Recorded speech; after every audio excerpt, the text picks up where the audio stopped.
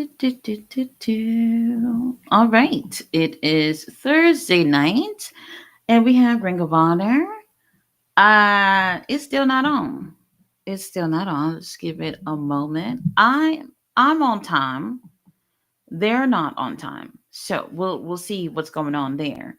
Okay, there we go. Show is starting. Should be a good show here. Last week we had some CMLL wrestlers in the house. They tore it up last week. So let's see what happens here tonight. Mm-hmm. Obese Mortos in action. That's all I need. That is all I need. And then I could just end the stream. That's it. Beast Mortos. Can't go wrong with that. Infantry in action. Y'all know what that means. If somebody's in action, it's a squash. Confirmed squash at least.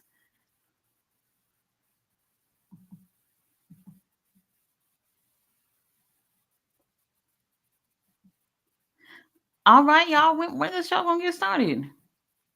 Lots of talking. I want to see action. Do, do, do, do, do. Very interesting little card we got here tonight.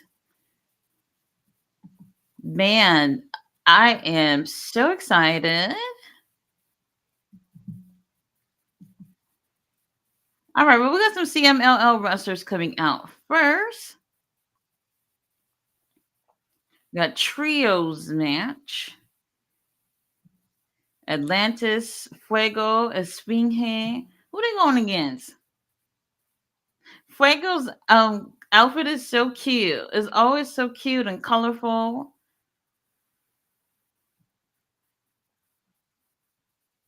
That's what I like. Like the luchadors, they're so full of personality, and I think that's another reason why people love seeing them, in the ring. They have these really interesting looks in terms of their gear.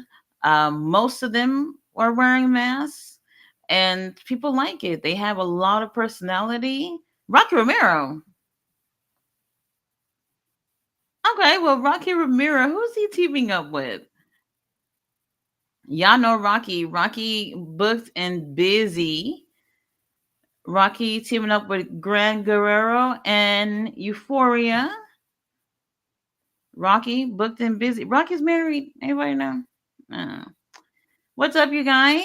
I see you guys in the chat. Daniel Berry Sports is here. Hello. How are you? I like that black and purple you got on, Rocky. Those are my colors. Looks good. Real good. Fletcher's in the house. What's going on? He said, Ayo, Mommy Taker or Sir Leon got collision tickets. Oh, that's great. It's going to be a great show. Well, it better be a great show. They did say we are going to hear from Kenny Omega. That's all I need. That's all I need.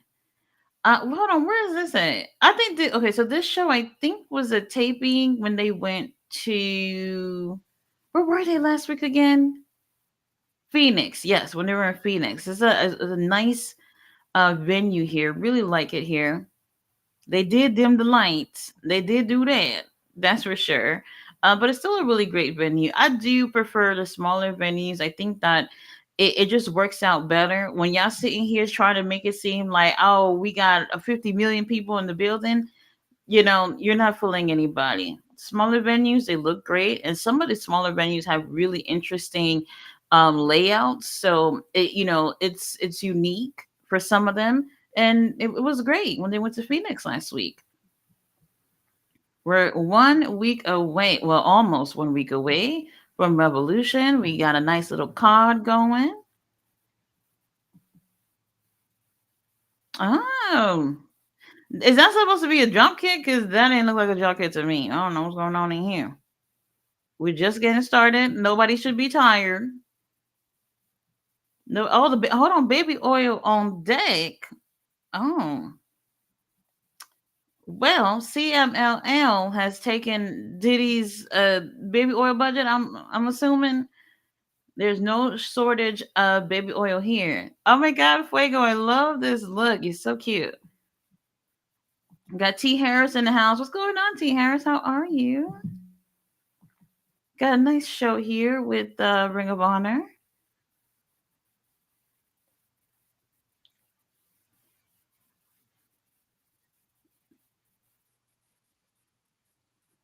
Lucha rules, so you don't have to tag. You just gotta get your ass out, and then one of your partners is get in. So that's how that works. Oh, I'm gonna have to Google some ages. Okay. I love this orange and yellow. I wouldn't be caught dead wearing orange and yellow though. At all. At all. Fletcher says, Mommy Taker, when you check what I sent you, DM Takeshita and Eddie Kingston hinting a dream match between the two of them on social media. Takeshita just posted it. Oh, dream match. Dream match. Very interesting. Wait, they have never had a match? No, right? I not that I can remember about Takeshita and Eddie. Have they even had anything going on before? I feel like it's been so long since we've seen Eddie. Eddie has been out of action since um damn, almost a year, I want to say, close to. So it's been quite some time since we've seen him in the ring. You know, with this Death Rider story, I know like it would have been a game changer if Eddie was well enough to be in this. Absolutely. So Takesha versus Eddie would be really, really interesting. Oh, and tomorrow night I gotta catch that show. So CMLL, Takesha's gonna be over there, and I actually didn't even. I don't know who he's facing, so I'm gonna have to look that up. I'm gonna have to look that up. Fletcher says King Leon got ramp tickets. Oh, okay, big money baller. Oh, oh, they're talking about Beast Mortos on commentary. That's all I need in my life. Beast Mortos. I saw this video. Beast Mort that was asking Beast Mortos questions backstage about certain wrestlers and how he felt about them. And every time they show a picture of a wrestler, then he'll growl. That's his response because obviously he doesn't know any words, and it's just hilarious but cute at the same time. I like it. I like it. Let's see. Fletcher says, I guess this is bad news for a very cute GM with Sir Leon going to collision. She'll have to cover Elimination Chamber. Well, she said she would do it if he could not. So I'll probably message her later and let her know that, hey, sorry about it, but you're going to have to do Elimination Chamber. So you guys will support QGM. Y'all support. All right, Rocky Romero dancing in the ring. This is a match, baby. This is a match. We're supposed to be wrestling. T. Harris says, I'm good. And you? Today was very slow, very boring. Today at work, it was just nonstop people calling because we're closed tomorrow. I mean, I still have to work tomorrow, but we're closed tomorrow, so nobody can call in. And it was just like people keep calling, and I'm just and it's funny to me when somebody calls basically to say, is the sky blue? And I had to say, yes, the sky's blue. Like, why you need to be calling? You want me to confirm something that's right in front of your face. I hate when they do that. It's annoying. It's annoying. If you see it on a damn paper, I'm just gonna read back what's on the damn paper. Don't call. Don't call.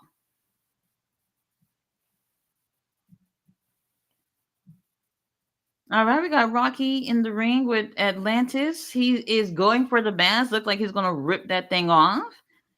And it's so funny. Rocky is one of those guys where one match he's a babyface, next match he's a heel. And it's just one of those things where it's just because like Rocky is going from place to place. He's constantly wrestling between other promotions. And he's that middleman. Rocky kind of got that life that I want. Where well, not a wrestler, I don't want to be a wrestler, but He's the middleman. Like when you guys seeing events where it's between CMLL, Ring of Honor, AEW, New Japan, it's Rocky that's sitting over there with a clipboard running things, and I really do appreciate that. I think he doesn't get enough credit for what he does. He's absolutely amazing, and to top it all off, he still wrestles. Okay, all right, everybody flipping this up. Now, I would say this. Like, I know that lucha libre style is very popular. If your friend is saying I never seen wrestling before, show me something. I will always recommend lucha libre. They're always going to be captivated by that shit, the flips and shit, the mask, the gear, and all that stuff. It's definitely going to have a good look to them, and then you can start introducing other types of wrestlers to them if you're trying to get them into wrestling. So, I see it. Like the crowd, they're into it. They like this lucha libre style. I'm not the one to be all goo goo gaga over flipping and stuff. I mean, with Osprey giving us enough of that. Enough of that. Fletcher says, "Hello, heel chat. Hope y'all okay today." And today was so gloomy. There was no sun today at all, at all. We're getting warmer weather here in Texas. We're barely holding on to. Oh, what happened?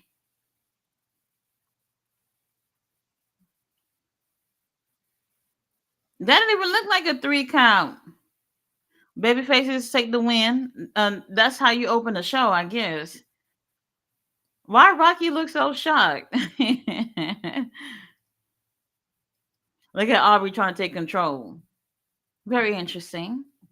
Very interesting. Let's see. Fletcher says Takesha is on CMLL tomorrow. Yes. Do. Let me see if I can.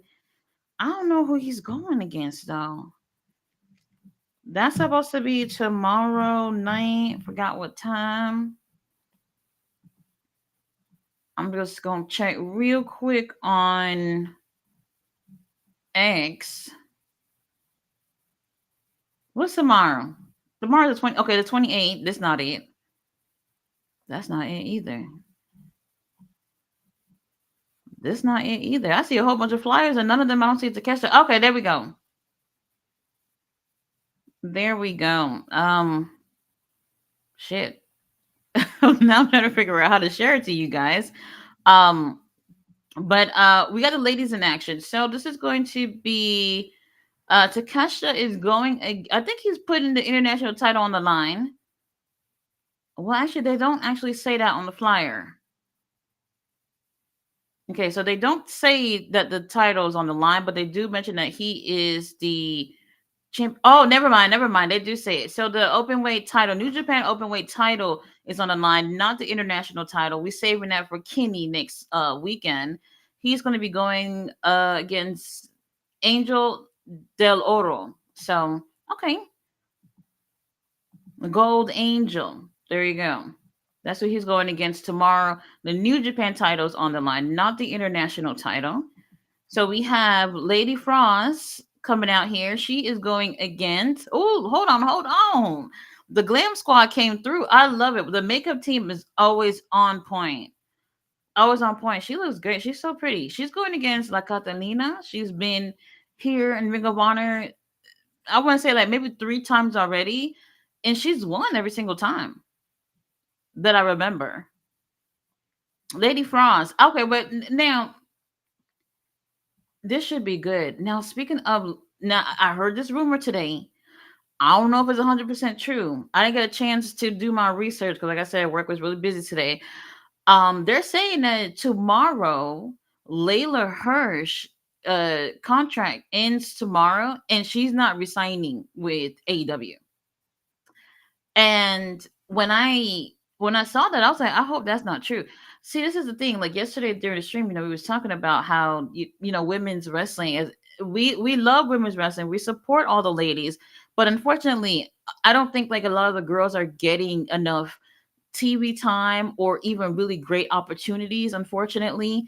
And Layla Hirsch, she's done really well. Every match that I've seen, one of the best women's matches that AEW Ring of Honor has ever had. Um, that I don't even think enough people even saw was Layla Hirsch versus Athena. Mind blown. Mind blown. Okay, with what these two did. The chemistry was perfect between these two. Since then I've seen them try to do things with Layla. The last big thing that she did was what's the name of that pay-per-view? Death Before Dishonor. She had a match with Diamante. I don't even know where Diamante's at either. And they tore it up. They had like a Texas death match, a death match street fight, something like that, and it was amazing, absolutely amazing. I went to that show and I was like, they're gonna kill it, but I don't know what they're gonna do. And it was one of those situations where I was just like, holy shit, like I was locked in that match. And that was the last big match that I seen her do. Probably seen her do like maybe another two matches, if that, and that was it. That was it, unfortunately. Catalina, she is killing it over in CMLL. I like her style. She looks like she's so short. She got her cute little sneakers on, little colorful sneakers. Lady Frost is another one too. Lady Frost, I don't know in terms of contract, like what her contract is looking like in terms of like her being full-time wrestler in AEW, because I do also see her wrestling at other promotions too. But she's someone that I really, really think is interesting, and she wrestles really, really well. Unfortunately, she loses every single time. I'm literally just trying to think, when did I ever see her win something? I can't think of it. I can't think of it.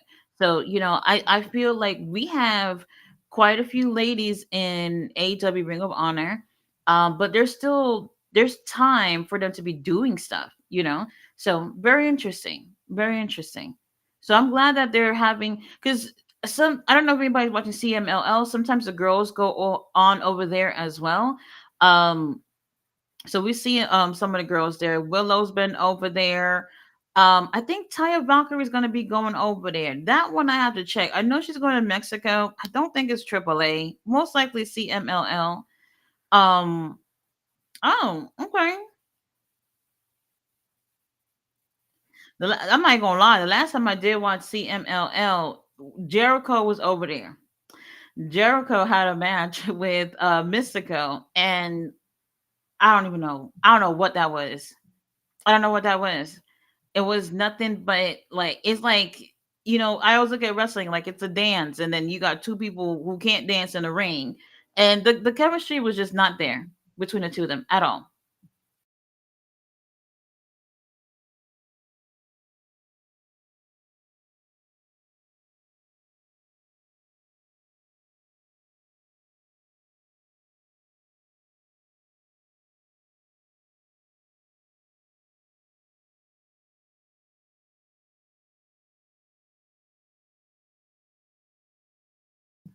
All right, we got Robert Brown in the house. What's going on? T. Harris said, is you watching Elimination Chamber?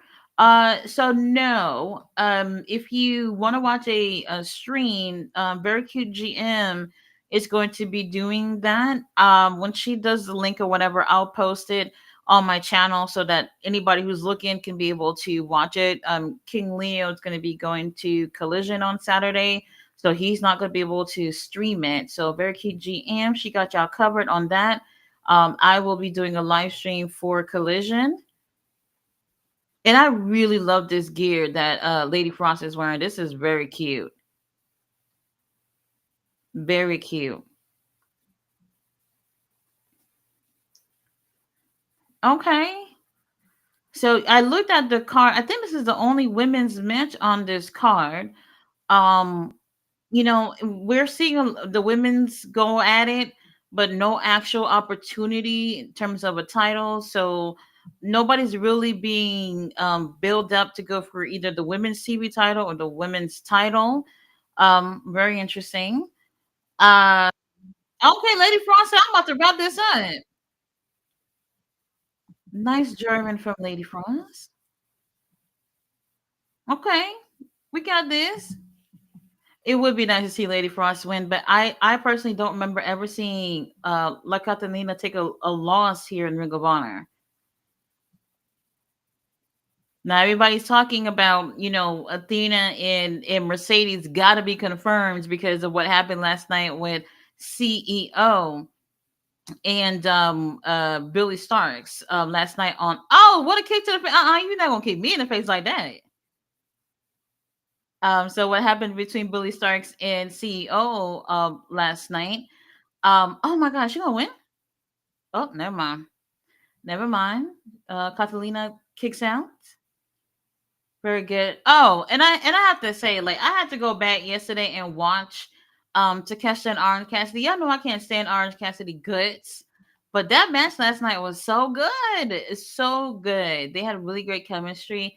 And right before that Blue Thunder bomb, like that could have been completely messed up because what's his name? Orange Cassidy somehow in the air just kind of, I don't know, like his body was positioned wrong, but Takesha caught him and held on for dear life and was able to deliver that Blue Thunder bomb. And you can see Takesha going for the save, basically saving your life, Orange Cassidy, before you end up taking that L. And it was beautiful.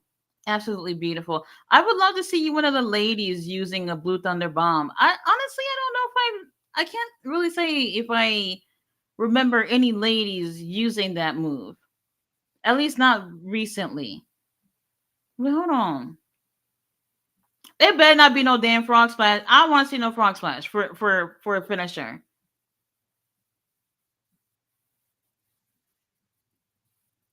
A splash. Oh my god.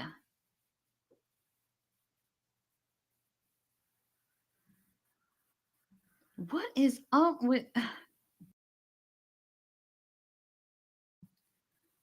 was um since when is a splash a finisher? I am so sick of this move for a finisher. I really am.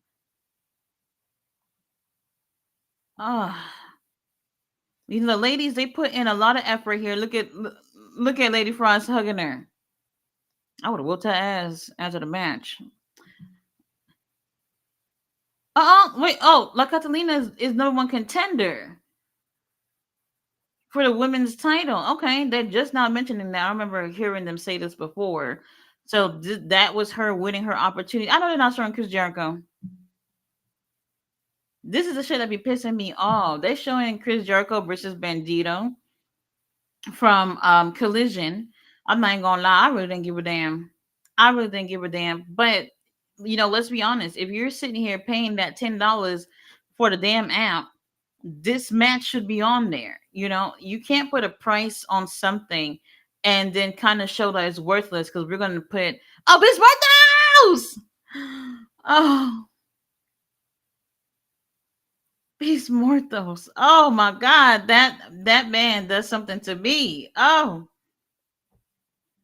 shit, I forgot what I was gonna say.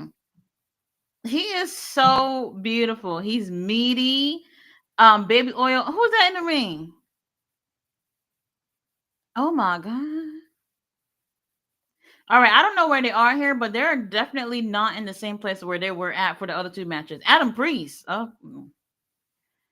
Adam Priest, he's back again. Adam Priest, he's been having some matches in Ring of Honor as of late. He's a really great wrestler, by the way, if anybody's not familiar with him. I don't know if there's going to be a squash. He'll probably get an opportunity to be in there for a good 4 or 5 minutes. We'll see. Very interesting.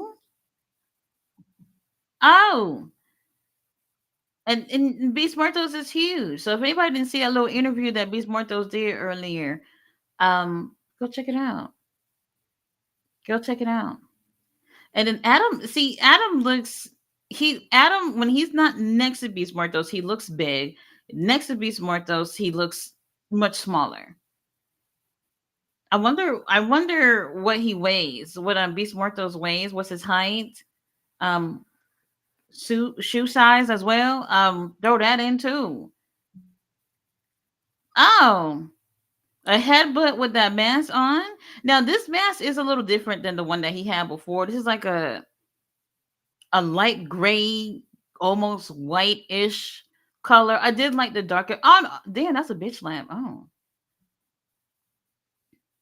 okay. So this is not gonna be a complete squash. I don't think so. Beast Martos, he's one of those guys. I feel like AEW, y'all need to get together because if for whatever reason Beast Morto slips out of y'all hands, that's on y'all. That's on y'all. Okay, Adam. Okay, Adam Priest doing something. He takes down the beast.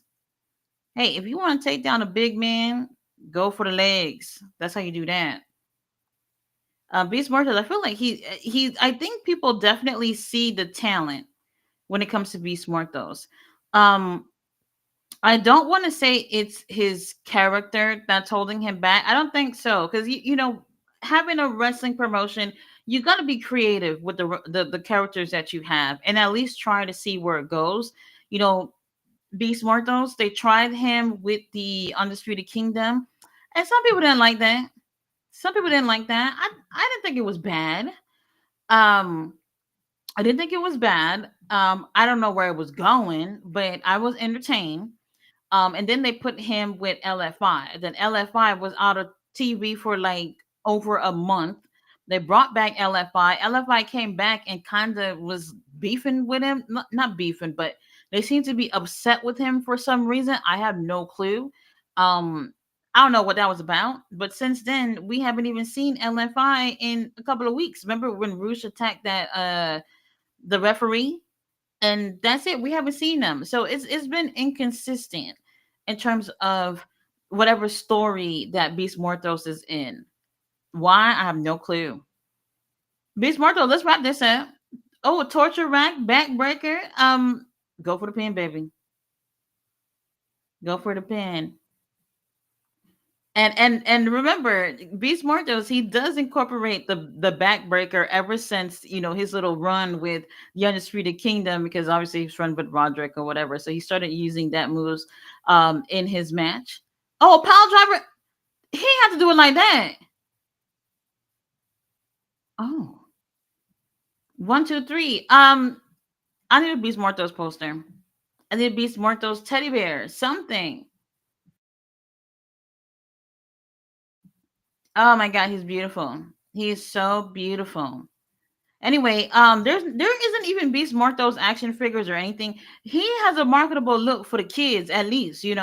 Maybe Beast Mortos not for the kids, but like, what kid is it gonna see an action figure that looks like that and not buy it? You know? Oh, Beast Mortos is okay. Giving high five to a couple of the fans, and he did leave from the heel side. Last night my heart was almost broken to see Hangman leave from the babyface side. I was a little heartbroken about that because you know what that means. It's official. It's official. He's a babyface. Very interesting. Robert said on the night of Revolution, it'll be the 28th anniversary of Biggie's death. Oh, 28. Damn, 28 years. It's been that long. Fletcher said, Tati, have you seen Elimination Chamber card? The Rock returns, featuring Cody Rhodes and Travis Scott live. So no wrestling. That doesn't sound like a wrestling show to me. T Harris says, I'm hyped for the women's match. Okay, we got a little infomercial here with the Outrunners selling the little merch. Lovely.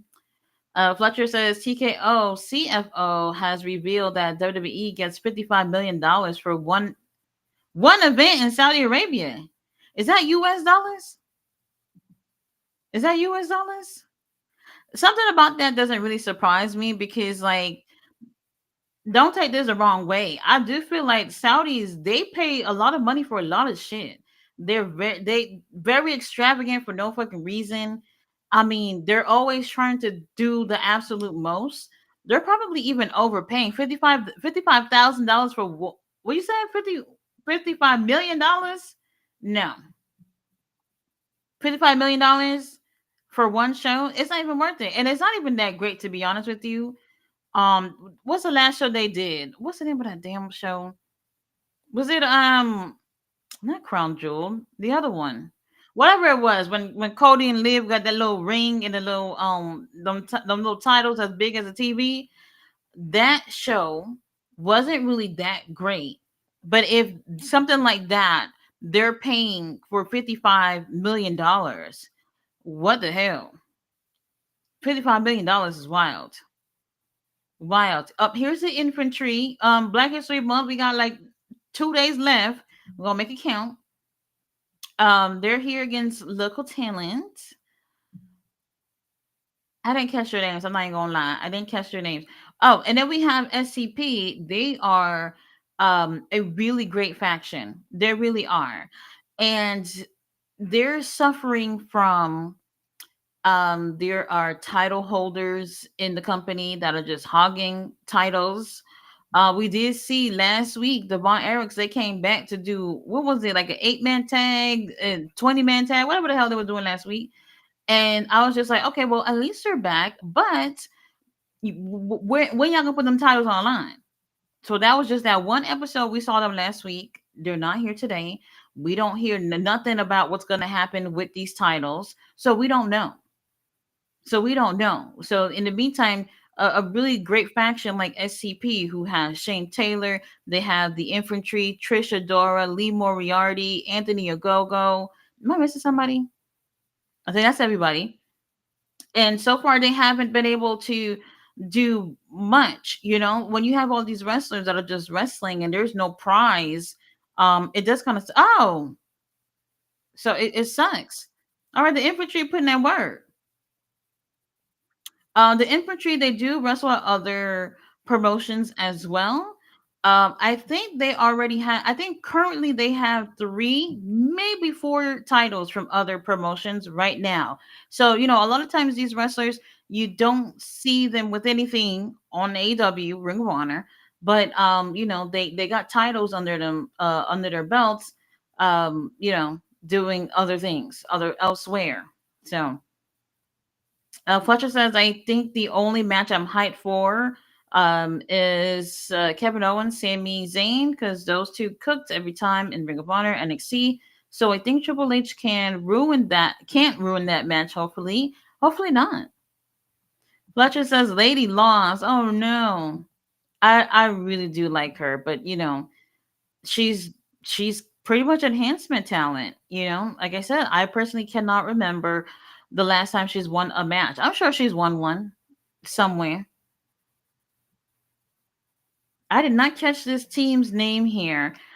Infantry is a really great tag team.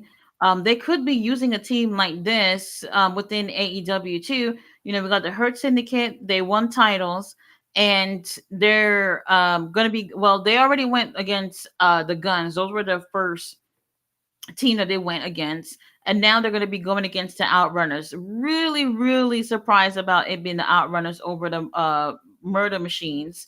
Very interesting. So hopefully the infantry get a chance to get their hands at least in a match with the Hurt Syndicate. That would be nice because Sammy Guevara and Dustin Rhodes, I don't know what's going on with that. Fletcher says Billy versus CEO face off last night was the Athena seeds being planted. Same way with Nana confronting Swerve, was hinting at Nana's turning heel on Swerve. So the thing with Billy, it can be interpreted both ways. Like I can see someone seeing it and thinking, "Oh, okay, this is the beginning of Athena and CEO."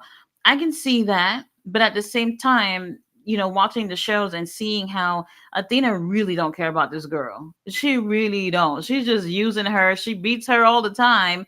If anything, she's gonna be like, "Hey, I'm the only one that can put a hand on my minion is me." And I don't know, start something with CEO. Whatever the situation is, there's no reason why Athena shouldn't be at All In. There's no reason. Uh-oh. All right, Carly Bravo is not playing with y'all. They are going for the kill. Let's go. Hey, ref, pay attention. They're about to take a W. We need you to count.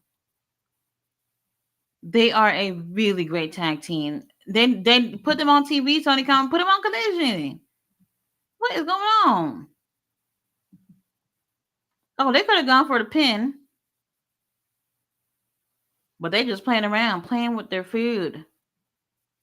All right, infantry ends up taking the win. They look so serious. And hey, look, they needed the heel turn. You know, them being baby faces and shaking kids' hands and shit, like it's not enough. You know, it's not enough. Them being heels, I think, works out much better for them. They definitely look great. Fletcher said, just watch Nana turn on Swerve at Revolution and cost him the number one contendership. Honestly, that's well booked. Ricochet needs Nana more than Swerve. Very interesting. I mean, personally, I would not like that. I would not like that. I would say, um, in terms of getting a title shot, I would prefer to be Swerve. It feels it would. I mean, I don't want to say random about Ricochet. I feel like even though Ricochet has absolutely improved, I think it's safe to say that people were probably surprised to hear that the world title being involved in this. And it's just like, holy shit, like where the hell this came from? Obviously Prince Nana is a great negotiator. And that's pretty much on the line. Ricochet get an opportunity that would be interesting because remember, it can be Moxley champion at the end of the night. It can be Uncle Adam as champion at the end of the night, or our stepdaddy Christian as champion at the end of the night. We don't know. We don't know. Remember, Adam has pretty much laid out everybody from the Death Riders, so we'll see where that goes. Oh, Blake Christian's in the house. I like Blake. He gets it. He comes out there, take care of business, and he's gone. That's what I like. That's what I like in a man. But we'll see. We'll see. Ricochet getting a title shot for the world title is very interesting, and it's funny because we were talking the other day. We was like, oh, it'd be great to see him go for the TNT title or maybe even Continental title. But that would be interesting if he wins, and then also takes Prince Nana too. Very interesting. Who is this? Fuego del Sol. What's the next comment? Fletcher says last night it wasn't Blue Thumb. It wasn't Blue Thunder Bomb. Oh, Japanese Thunder Bomb. There we go. From now on, it was great. It was great. If you watch that back, when I tell you, Takeshita very strong. If Takeshita didn't snatch him up like that, oh, hold on, Blake is not playing. Blake is like, look, I don't got time for you to sit here and fucking making love with the crowd. I'm gonna whoop your ass. I got other things to do. I like that. I like that. Yeah, Takesha absolutely killed it. Orange Cassidy, you did something. You did something last night. Mr. All Days Off is here. What's going on, Mr. All Days Off? He said congrats to Leo being able to go to Collision. Hey, he's gonna love it. I'm telling y'all, going to the wrestling shows is amazing. Amazing. Daryl Thompson is here. What's going on, Daryl? Got Dawson Luke is here. How are you, Dawson? He says, hey, Tati, breaking news. Layla Hurst is done with AEW. Hey, I'm hearing the same thing too. I didn't get a chance to check to see if she posted anything or whatnot. If that's the case, I mean, not like I'm gonna be mad or anything, but I'm kind of disappointed that she didn't get a chance to have a better run. I think she's a really great wrestler, and I don't know what it is. I don't know what it is that we didn't see enough of her. Hold on, the crowd is eating up Fuego. What the hell? They love him. Now Fuego was on Ring of Honor last week. He went against our boy. You know how much we love Willa Yuta. He went against Willa Yuta. Willa Yuta whooped his ass last week, and then he attacked him after the match and made blood come out of his mouth and everything. Willa Yuta be standing on business. Y'all know that. Y'all know that. Fuego, good luck. I don't see you taking a win here. But if she's done, I'm not surprised about it. I'm not. Fletcher says, watch WWE fan base praise Layla as she's the best female alive now that she's released from AEW. I mean, I wouldn't say best female alive, but I do think she's really, really great. Unfortunately, we should have seen much better out of her. She should have had a better run, and I don't know what it is. I don't know what well, you know what? I know what it is. I don't have time to explain it. I don't think I have enough time to explain it. In the meantime, we're just gonna watch Fuego del Sol get his ass whooped. I'm okay with that. Got Arthur Murray in the house. He says, "Hey Tati, which AEW wrestler you see being let go from the contract?" To be honest with you, it might be quite a few of them. Quite a few of them. Last night, randomly, I thought of Wardlow. Wardlow.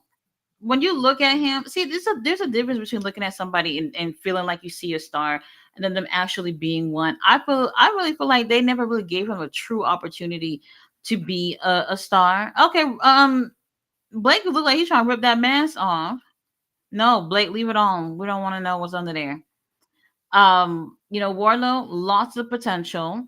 I do remember a couple of months ago, Matt Taven had mentioned in an interview that I was watching that Wardlow was injured with his knee and they didn't know when he'll be back. And this is just, unfortunately, he's injured, but him being part of that group, they make not a damn sense. Not a damn sense. So there's quite a few people. Like if I would look through the roster, I would say like I wouldn't be surprised if they weren't with them for long. And this is one of those things where I was saying like we have these three shows here, Ring of Honor. Y'all could be featuring a lot more people who's on the roster. I'm cool with them bringing people who are not formally signed with AEW because there are a lot of wrestlers who are signed like based off a match by match basis. A curb stomp. Fuego, I don't know who you think you put your hands on. What is going on? Like Fuego del Sol, he doesn't have an AEW contract, but he's there on a match by match basis, same as Blake as well. I'm cool when they do things like this, but they should also try to incorporate like who back there we got on the contract. What the hell is going? If Fuego win, I'm not gonna be happy, but he's killing it though. I don't want to be a hater. He's killing it though. Blake, get your ass in. What's going on here? I wasn't really expecting much with this. Very interesting because this is so different from Fuego getting his ass whooped last week from Wheeler Yuta, and then here he is in control this week, which is very interesting. But yeah, some of the girls I can see. Deanna Perrazzo, last night I was really upset. Really upset. She's one of the best that they got over there, especially amongst the girls. And we haven't seen anything paid off. All right, C4 from Blake. Blake, let's wrap this up. We're not even worried about it. Let's wrap it up. Taya Valkyrie, one of the most talented ladies. All right, Blake with the win. We do appreciate that. We appreciate that. He came on out there, took care of business, and he's on his way out. That's it. That's how it should be. Taya Valkyrie, very talented. Haven't really seen much of her since she's been in AEW. Nothing worthwhile to me. So a lot of the girls I can see probably frustrated, and some of the guys too. Y'all gotta let these contract ride out. Oh, I will say this. So somebody brought up an interesting point. So I don't know if y'all remember. It might have been. It was one of the first interviews that Jade did after she left AEW. She said something that was very interesting that I think shaped the way that Tony Khan probably is booking people. So when she left the company, one of the interviews that she was doing, she said, "Oh, her goal was always to be in WWE." So now imagine people are part of your company and they just need the TV time. They just need the boost of being part of your company so that the people in the company that they want to be in could be watching them. Basically, be their little platform to advertise them. But ultimately, they know they're not staying there, they're going somewhere else. So it's really, really interesting. And when I think of what she said, it makes me wonder like, did Tony Khan look at Penta or Ray or Ricky Starks that way. We're just like, well, these motherfuckers, they don't really want to be here. So why should I put them on TV to do anything to advertise them for the competition? Very interesting.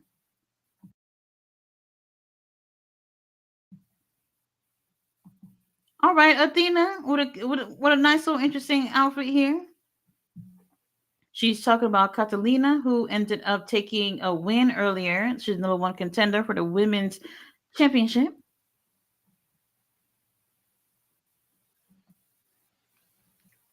All right. She says she's gonna be giving an ass whooping next week. Okay, so the match is next week. When the hell is the next pay-per-view? Very interesting.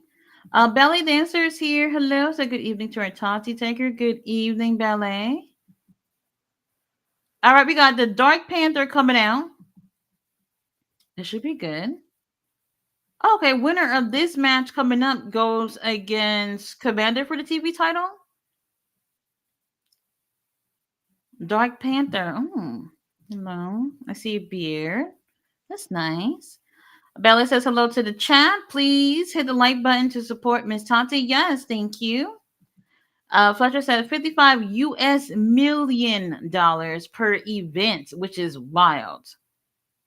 Which is wild. Mr. Rondezon said they only go over to Saudi twice though. But that's still over $100 million for an event is very costly. Very costly. And hold on. It's Gravity. Y'all remember Gravity, right? Gravity's back. And he's still wearing that space suit. And he has a space helmet. He's doing that little moonwalk thing. Oh my god. I think he got a new mask. We have not seen Gravity for a while. I don't know what happened. Now I do know he still wrestles for sure. He wrestles here around in Texas and in Mexico. Who was that in the ring? What referee is that? Where the hell is Cutie referee Brandon? That's what I'm trying to figure out. That's what I'm trying to figure out. Anyway, here he is taking off the spacesuit. Very interesting. This should be good. Who is this? Dark Panther. Hold on. He has is that earrings? So he has a mask on. He has like hoop earrings, I think. And then he has his beard sticking out. Very interesting. Very interesting look from a masked wrestler. Gravity, his gear color is giving me Buzz Lightyear a little bit. A little bit. A little bit. Very interesting. Well, it's nice to see Gravity. It's been a minute since we've seen him. But yeah, $100,000. No, I keep saying thousand. $100 million is a lot because the crazy thing about it is that they're probably forking out more than that for them to be there too. With special accommodations and flights and all this shit that they got going on, just to show that Saudi hospitality that they can't show to the women. They're doing all that stuff just to make sure to keep them going back over there. And I get it. I guess they're popular over there. I wonder if they actually show the women's matches, like when they show WWE on SmackDown, Raw, pay-per-views or whatever. Do they just like cut the women's stuff or do they keep that stuff? I wonder. Dawson said, "How do you feel about Lucha Libre people on Ring of Honor?" I think it's great. I think it's great. It definitely gives something a little different. And that's what it should be. AEW, they have a partnership with CMLL, New Japan. We should be seeing these guys featured a little bit more on the shows, I think. I don't want to say not too much to take away opportunities from other people. Look at Commander out there in the crowd watching the show. All right. All right. That would be interesting to see if Gravity might end up taking the win here. But anyway, so I think it's a good idea because now, as with wrestling, you got a set roster and it probably seems like, oh, we're seeing a lot of the same people go at it over and over again. However, with them, bringing Yasi, Gabe Kid was over there. Now they're going to bring Clark Connors, who's part of the faction with Gabe Kid. He's going to be coming over as well. So I think that's good. That's good to be able to see that partnership on the show between these promotions. Very interesting. I don't know how Gravity's breathing in a little mask. Ballet says King Leo didn't get a ticket for me. Well, I didn't get one either.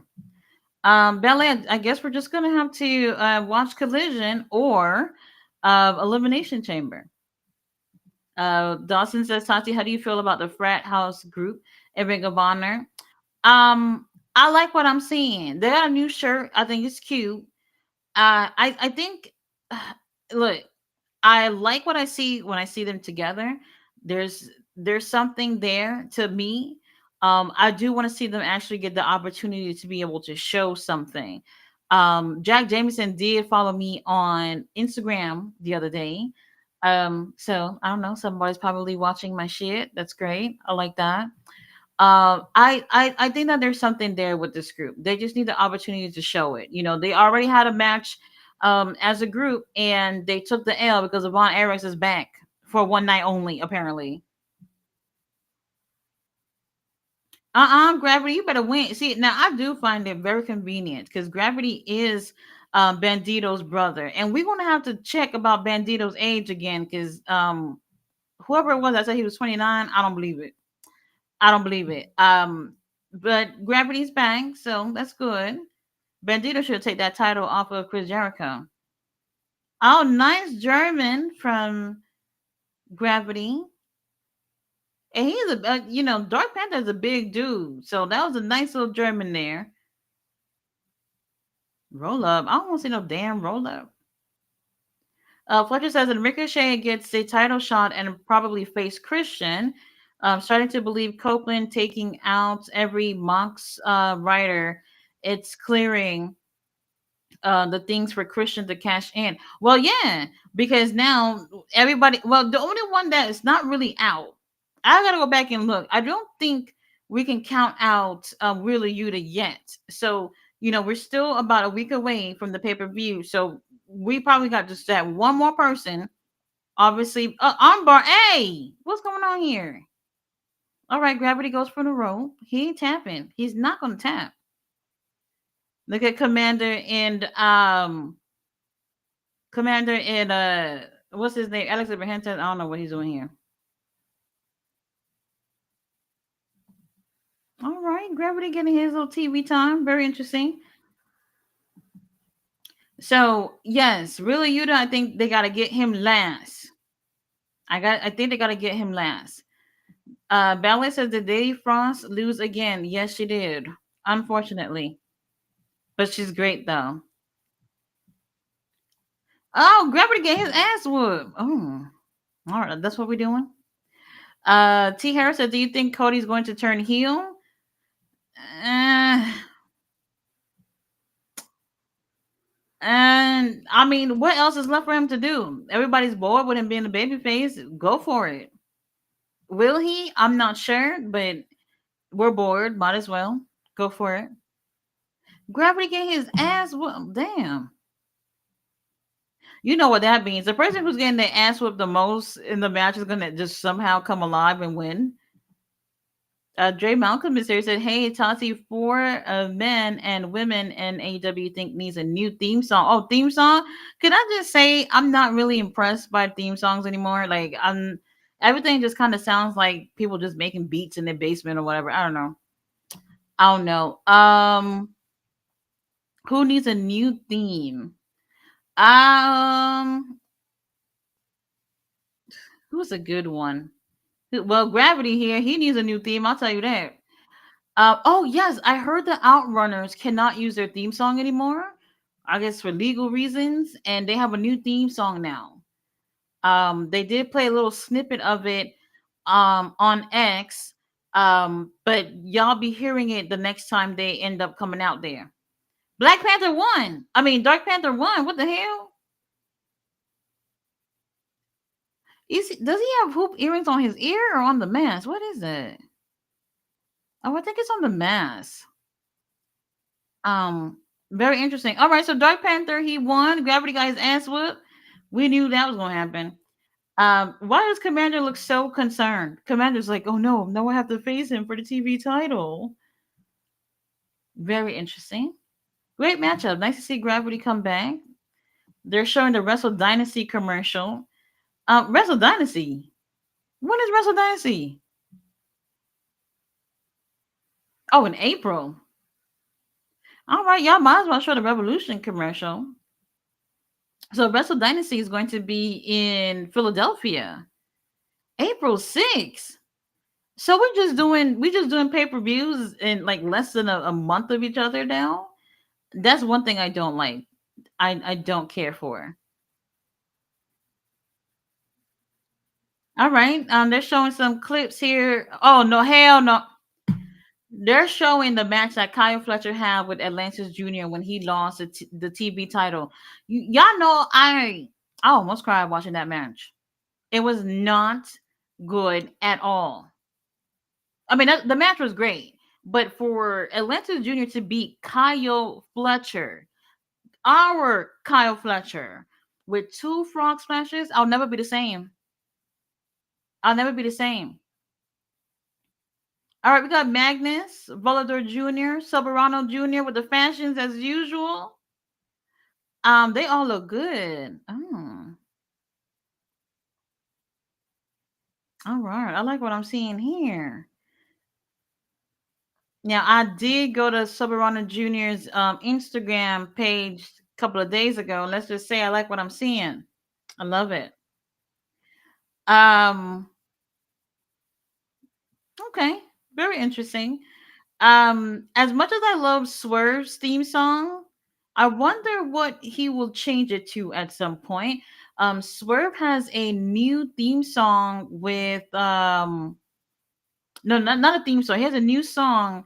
What's the guy who does his theme song now? I forgot his name, but he has a new song out with him. They did put like a little teaser out there, and I heard it, and I thought it was interesting. I don't think they're gonna play it though, because I heard a lot of N words and F words and stuff. So I don't know about that. There you go, the babyface team coming out there. Atlantis Junior gained weight. I thought that was his daddy. Oh, oh, Mascara Dorada is here too. Oh, everybody with the fashions that I do appreciate. Dark Order. I'd probably change their music. I'm bored. They had it since the very beginning. Very beginning. Hook probably. I feel like he can get something new. He can get something new. Who's another one? CEO. I like it, but I'm over it now. So if she has something else, that would be okay. Um, who else? Who else could use a new theme song? Oh, Orange Cassidy. I don't care for it. I don't care for it. It's been a while since I've heard a theme song and just fell in love with it. So everything is just like okay, or I just don't care. Y'all remember the new group now, the Ops. I It's okay. It's very generic hip hop beat that reminds you of like a million other songs. It's okay. I don't really feel like that group. Something about it. Hook is just sticking out like a sore thumb. We love Shibata, but something about it is not working for me. The three of them. All right, I think this is our main event. Is it? Did we just how many matches were just set through? All right, well, it looks like we're just gonna get slightly over an hour show. And you know what? I'll take it over the classic matches and all these other things that they be doing that is so unnecessary. Tony Khan must have read my email when I said stop it with with the matches. Dawson said Deanna backstage, so Taya, she's done. I'm going home. Yes, I saw that video. They posted it after the show, and to be honest, I'm not happy about it because it's just like they barely even did anything as a group. This was actually a great way to introduce a female faction. and they didn't even go for it. They didn't go for it. Why? Because we got other things to do, like Death Riders and everything else. All right, everybody flying Tope Suicidas for everyone. Lovely.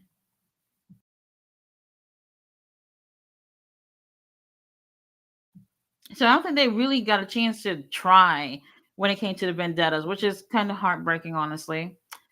Let's see. Heyman Fletch says, "When is Orton back? That pile driver wasn't that deep. Motherfucker been away for ages. There's probably other injuries that we don't even know about. There's probably other injuries that we don't even know about that he's probably at home, rehabbing on other things too. Especially when wrestlers, they might have like that one big injury or whatever, but they hurting. They're not 100%. Something else is aching too. I sit on the desk all day for work, and shit is hurting too, and I'm not even doing anything. So I could imagine with these wrestlers getting in the ring. Well, hold on. You see, this is why that's what I'm saying. The luchadors, they come on out there, they wake everybody asses up. They wake everybody asses up, which is great. And while we're talking, I really do like how we got the bounty hunter kind of back. He's still in that Jericho vortex, but it's great to see him doing what he's known for, even though he's still part of that little group with Chris Jericho.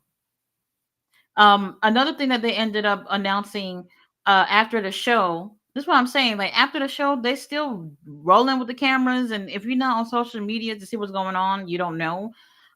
We had Bandito back there with Powerhouse Hobbs. They want to get into action too, so they're going to be teaming up in tag match to go against Brian Keith and Big Bill on Saturday. Very interesting.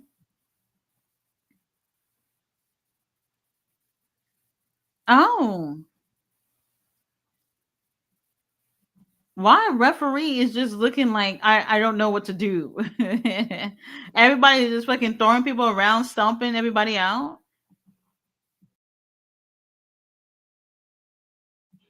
Arthur Murray says Beast Mortos needs a manager by his side. I think Beast Mortos will be perfect fit for Ring of Honor. I think he is a perfect fit for the show. However, mm, you know, that's the thing. Maybe a manager would help, but it would also matter who that manager would be.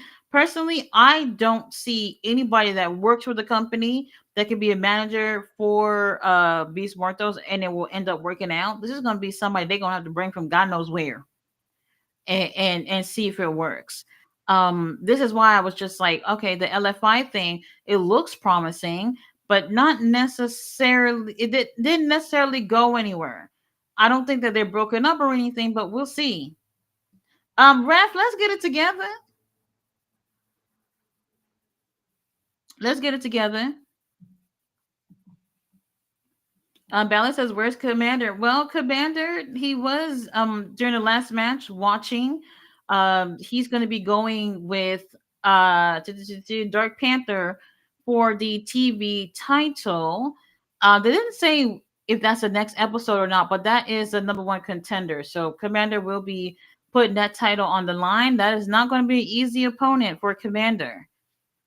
Commander also will be going to Mexico as well next month. He will be teaming up with Hologram for the kids, to go against Mascara Dorada and Mystico. So that's going to be a pretty huge deal over there. A huge deal over there in Mexico, like the second coming of Christ or something. They are going to lose their shits over it. I wonder how the Mexican crowd feels about Hologram. I do think that they're definitely cool with Commander. We know that they're cool with Commander. Hologram, I don't know. Hologram, I don't know, especially with him being this character. So I don't know how they will feel about it. Soberano Jr. is still in my heart right now. He's still in my heart. I love it.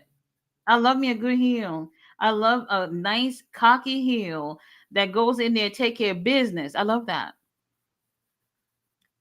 Why referee look like he don't know what's going on? This is very interesting because this is also still lucha rules, so a little bit different from a traditional trios match. And ref just seems to feel like there's like a million and one things going on, so he don't know what they're doing. Everybody booing. You see, and another thing too, if you're watching the show, you can see the crowd is really engaging here with the luchadors. They find them to be interesting, and that's a good thing. It's better than the crowd sitting there quiet, not knowing what the hell going on. But these wrestlers here are very engaging, so that works out. That crowd participation is very important. King Leo, let me not find out that you over there quiet as a mouse over there at Collision. I hope not. So we'll see.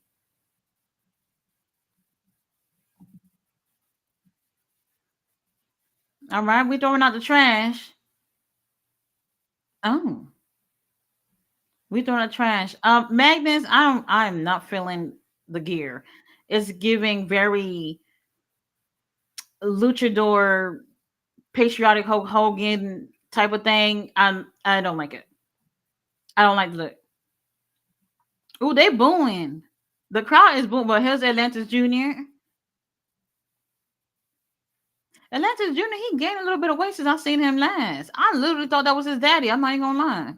Very interesting. Dawson says, Tati, what if MXM joined with Hechiseto? Yeah, right. Hechiseto ain't got time for that. He don't got time for that. That would be interesting. Now, last week they did ended up touching tips. That's what they into. All right, sure. Which was very interesting. But MXM, another really great tag team. They have very great chemistry with each other, and we haven't really seen much of them. They did steal the tag title, well, one of the tag titles from Sammy Guevara. I'm hoping this is just going to lead to them just taking the damn thing because I'm bored. I am fucking bored. Oh, and Atlantis Junior look like he ready to wrap this up. I don't want him to win. I don't care for the baby faces winning. Oh, okay, Atlantis Junior taking down the whole team by himself. Look at the crowd. They eating it up. They love this shit. Oh God. They're doing really great. It's great for a main event. It really is. But you know me. I'm for the heels. I don't care for baby faces taking the win.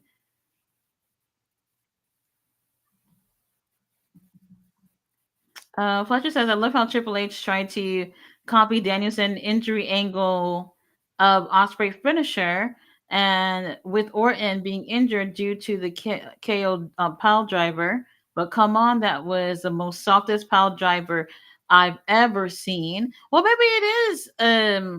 Maybe it was a serious injury, but they obviously went with it looking as soft as possible, so that it wouldn't hurt him even further. Honestly, I haven't heard any updates, so I'm not sure.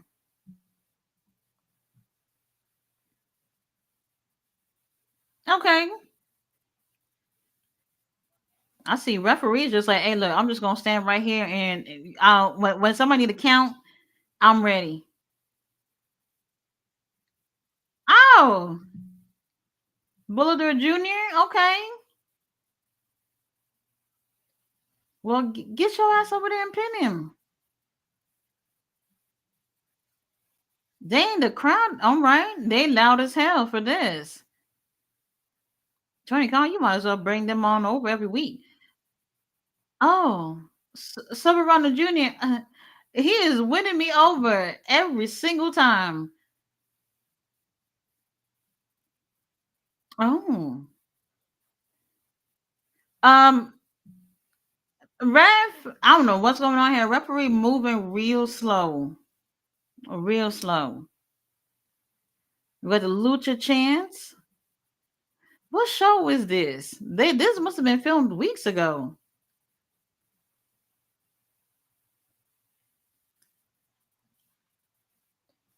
Oh, oh, all right. We chopping. We chopping.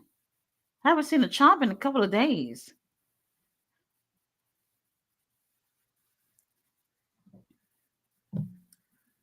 Yo, what kind of shit they doing here today?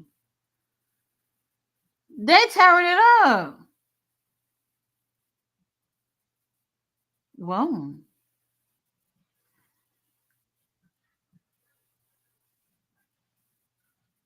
I'm not gonna lie. We can use some of these people on Dynamite or Collision too, because the crowd is really loud.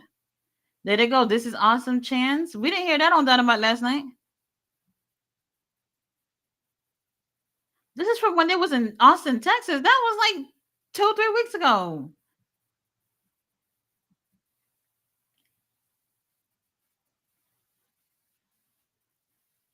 I need my team to wrap it up. I'm not even worried about it. Now I did say that last night with Takeshita. I was like, Takeshita, we're not worried about it. We know you're gonna retain. And then Orange Cassidy had all of us clutching on our pearls for a quick second. Just for a second. Not long. Mascara Dorada, what are you going for? Oh. I love that yellow color that he got. It's like yellow, almost gold with the black. It's cute. It's cute. And that's just Junior gonna take it. Oh my god. A frog splash? If he does it, I'm not gonna be happy.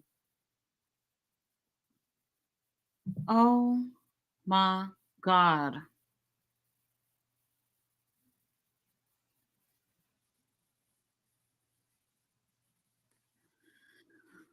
Ugh. Bad enough that the babyface team got a win, but with a frog splash, that is not a finisher.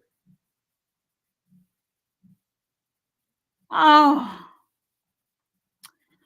I'm not gonna overdo it. I'm not gonna overdo it.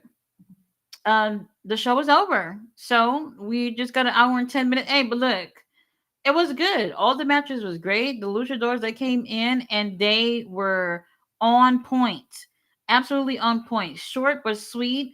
I'll take it. Absolutely. Dawson said, Tati, if the frat house in Ring of Honor had the female, who would be a perfect fit? Oh, a female? Um, that would be very interesting. Maybe Diamante. Maybe. I would have to see a little bit more of the group though to see like what their personalities are like with this group too. Because it could another woman probably could fit with that. Arthur says Dark Order needs a character change. I agree. I agree. I don't know what's going on with that. Arthur says Dark Panther should stay on Ring of Honor. I like him. I like him. Shane Taylor Promotion should take Dustin and Sammy title or the people on Lucha Libre. I would prefer for them to take the title off of Dustin and the Von Erichs because those are the 6-man tag titles. So three of them could either end up being champion. We can have the infantry being champion with Shane Taylor holding the 6-man tag titles. I'll take that. I'll take that. T. Harris says, facts. He needs to turn heel. He does, Ballet says it's not working for me either. And that's one of those things too, where it's like a lot of wrestlers need that reset. And a great way to get a reset is by either turning them into a face or a heel. Um, and he's at that point where he needs that. He needs that. And even the people who are fans of him, they're probably bored too. I could imagine. I could imagine. They want to see more. If y'all think like Cody Rhodes is anywhere close to holding the title anywhere near as long as Roman, guess again. Guess again. That'll take the whole company down. The whole ship. Fletcher says they think the righteous are going to TNA with Elijah. Thanks for killing the righteous. Don't wait, no, hold on. Don't blame Max on this. I would not blame Max on this. Now, I would say that they should have probably won them titles when Max had the titles and Adam Cole was injured and couldn't defend them. The Righteous should have taken the titles off of them. This is a booking issue. So I'm not gonna blame Max on that. Trying not to be biased here because I love MJF. But at that point, they should have taken the titles off of them because they knew that Adam Cole was not in any position to defend the Ring of Honor tag championships with his partner. So that should have happened right there. But then again, I don't know if I remember, um maybe like 2 or so months after that, they started teasing a feud with the Righteous in House of Black. Can you imagine if they did it? House of Black with the Righteous. Oh, that would have been just amazing. It would have been amazing. They were doing the promos, you were seeing the vignettes and everything, and they were calling them out or whatever. And then all of a sudden, they stopped doing it. They absolutely just stopped doing whatever they was doing with the Righteous and House of Black, and we didn't see them. Then we see the Righteous again when they started to feud with Sammy and Dustin for the tag titles, which actually was a decent feud. It was decent. What they did, for anybody who didn't see it, was they had Dutch. Dutch had trained with Dusty. Dusty had gave him like those cowbells. He gave him one, and all of a sudden, here is Dutch basically saying, "Your daddy's my pappy too," and obviously Dustin is just like, "What, bitch? That's not your daddy. Who the fuck you talking to like that?" And that's pretty much what it was, the premise of that storyline, and it actually was great. And then they end up having a match at the last pay per view for the titles. It was what was it? I don't think it was a death. It wasn't a death match. I think it was just like more of a hardcore street fight type of thing, and it was a great match. But for whatever reason, Sammy and Dustin retained, and it's just like, okay, I was not happy about it. But then again, since then, we really even haven't seen Sammy and Dustin doing anything. You see Dustin on fucking Dynamite feuding with everybody under the sun. You see Sammy Guevara doing matches with everybody other than, putting them tag titles on the line. So honestly, they're not using these guys the way that they should.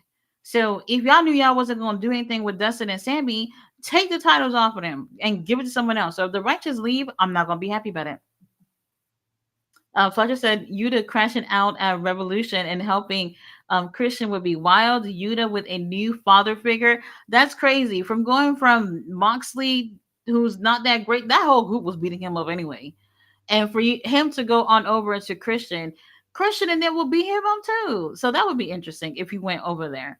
I would like to see how that turns out, but I don't know if they're going to go with that. I don't know. And then with them doing that too, the probability of seeing the trios titles at the Revolution pay per view is zero. Zero. We're not saying it. Oh, Takeshita could use a new theme song too. Yeah, I agree. I agree. I agree. I would probably give him a new theme song too. Surprised he didn't get one. Surprised he didn't get one. Now, some people not gonna like this. Some people not gonna like this. GM, what's going on? I see you in the chat. Some people not gonna like this, but Kenny Omega theme, I'm not impressed. The new one, I'm not impressed. I don't care. I don't care for it. So I don't know. Some of y'all might not agree. Roberto's in the chat. He said couldn't tag along, but left a like. Oh, thank you, Roberto. Do appreciate that. Fletcher said Ashe Wrestling new episode dropped. Yes. They come out, I think 7, is it 7 Eastern? Something like that. I don't know. Time zones, I'm over it. Fletcher says, Mommy Taker, do you think Maxwell Midman takes a W against Hangman? Oh, that I'm not sure.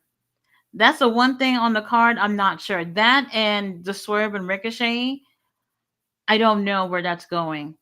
I don't know where that's going. I can definitely see that even after that match that it will continue between the two of them. That for sure. So I don't know. To me, maybe it doesn't matter who takes the win first because I do see a rematch for sure. He said, I think Hangman should beat the living hell out of NJF. T. Harris says facts. He said, do you see any title change at Revolution?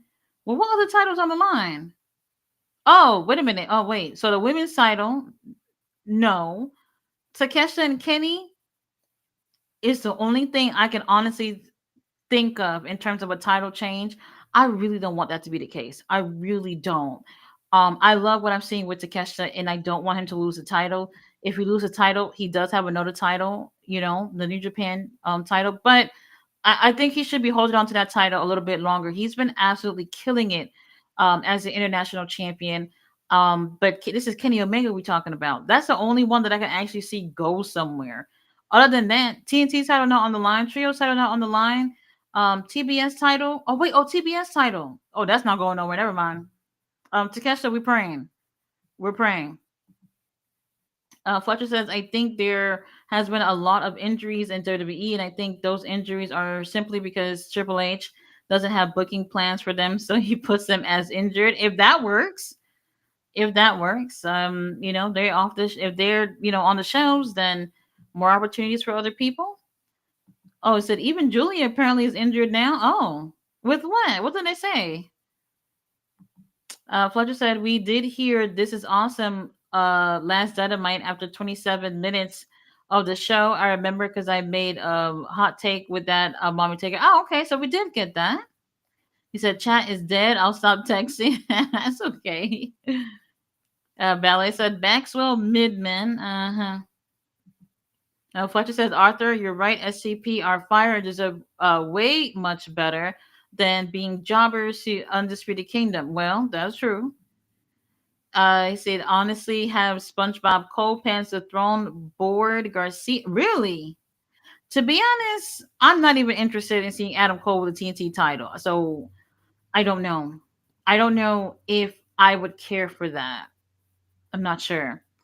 GM is in the house. T. Harris says Jay Cargill is coming back. GM, you didn't really miss much. The show was an hour and 10 minutes, but we had luchadors from CMLL killing it though. So the show was actually pretty great. The crowd was loving the show, really loud. And I liked it. It was a great vibe. Not bad. Not bad at all. Fletcher says the GM, the affirmation of you doing Elimination Chamber. Oh, who injured Jade? We're gonna find out. We shall find out real soon.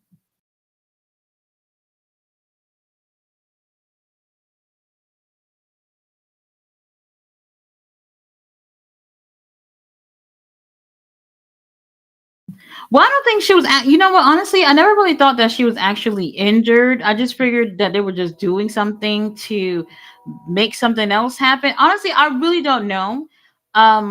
But I never really felt like she was injured for real, for real. But we'll see. For storyline purposes, obviously. Fletcher says nobody heard injured Jade. Triple H booked her injured because he knows Jade can't wrestle. Fletcher. Well, can't say I agree. You know, she's decent. She's decent. GM said, Fletcher, I am. I'm working on that thumbnail as we speak. Fletcher says Jade spent more than 2 years on the Performance Center by now. Just focus on another talent, Triple H. Jade is just looks. Oh, Jade is a female Goldberg, just an attraction. Just looks, no wrestling at all. Bianca is what Triple H wants Jade to be. Meanwhile, he pushes Bianca aside to the tag division to have Jade with their main spot. What the F? Very interesting take, Fletcher. Very interesting. Um, I really do feel like Jade could have used a lot more um ring time within AEW. That's one thing. And then, if they gave her some time to be in NXT, even for a few months, I think that would have been beneficial for her as well. But they were moving really quick with her. Some people like it, some people don't. I think she's decent, but I do feel like she could have definitely had a lot more matches under her belt, especially while she was even in AEW. We could have done a lot better. Fletcher says even Harley Cameron is doing better, is better wrestler than Jade. And yes, this is my opinion. Even when Jade was in AEW, she's not it. I don't know. It's not 100. I can't really judge about the AEW thing because they did put her in mostly squash matches, so she didn't really get a chance to truly go out there and wrestle. to the best of her ability. You know, they told her to go out there and do something for like, I don't know, um 2 to 3 minutes, and it was over. So in my opinion, squash matches doesn't really prepare you for much.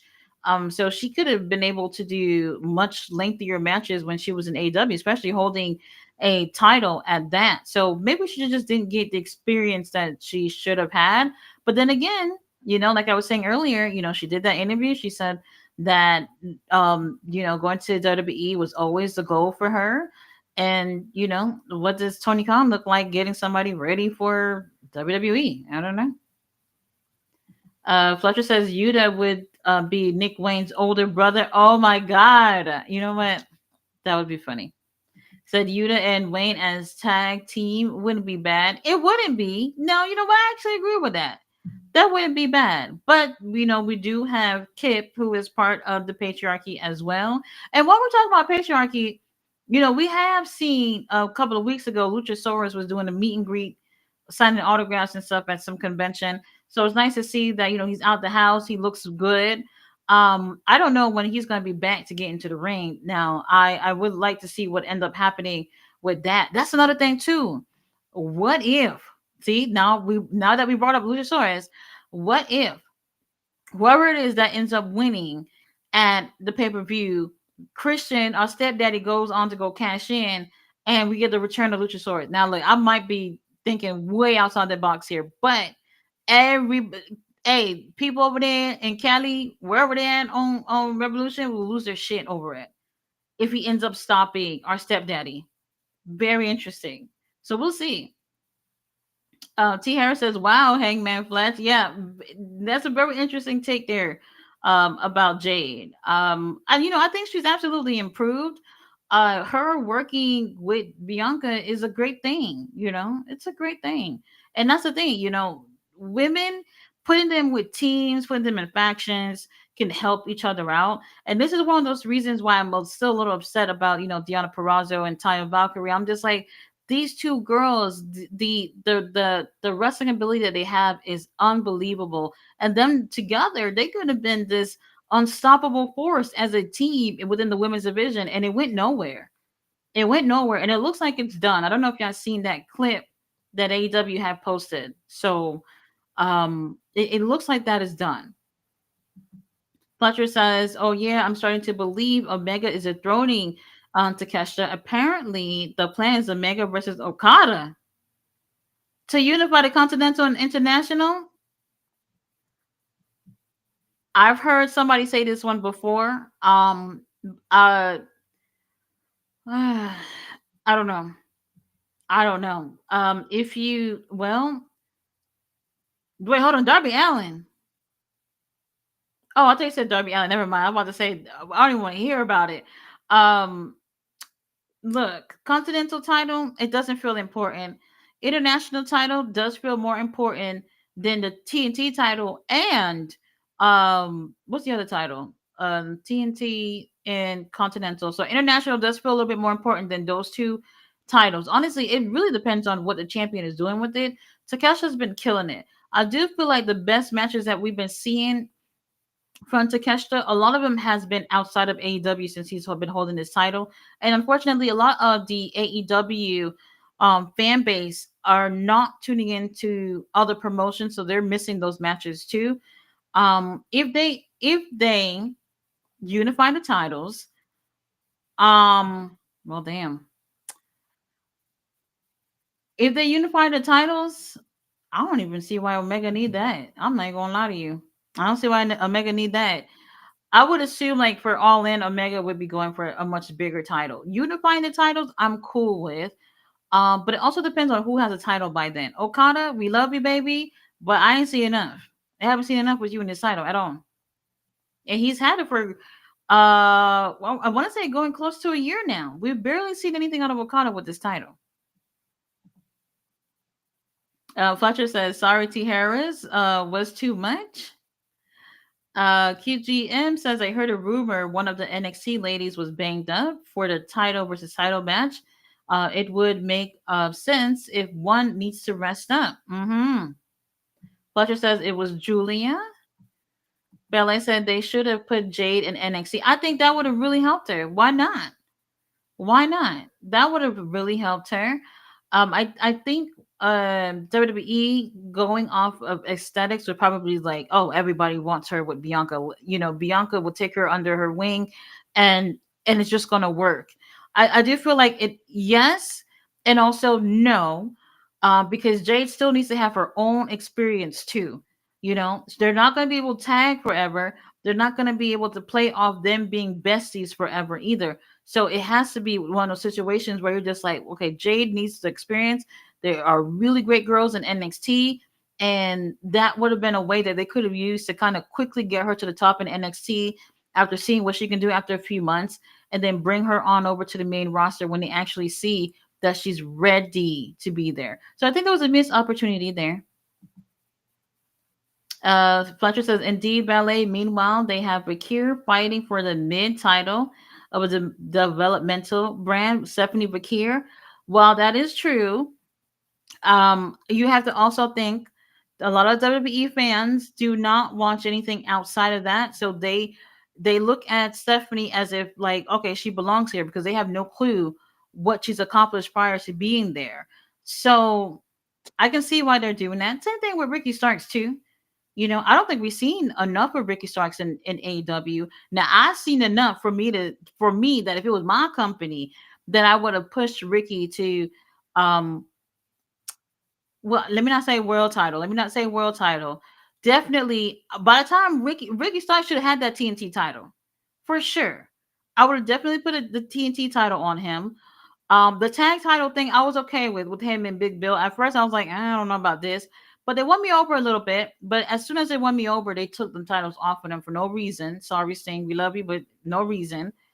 And from there, that was, well, no, that's not the last time. The last time we saw Ricky was when they was doing the tag tournament because Sting and Darby had to vacate it because Sting didn't even want them damn titles. And I'm telling you, he didn't want the titles because he said it his damn self when they did the media scrum after Sting's last match. He's the one who said it. He said, "Oh, I never wanted these titles. You know, Tony Khan.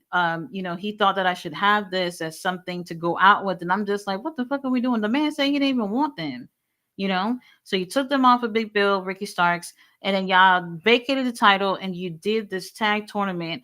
And in that tag tournament is where we saw Ricky Starks do his last match in AEW. He looked like he had got hurt.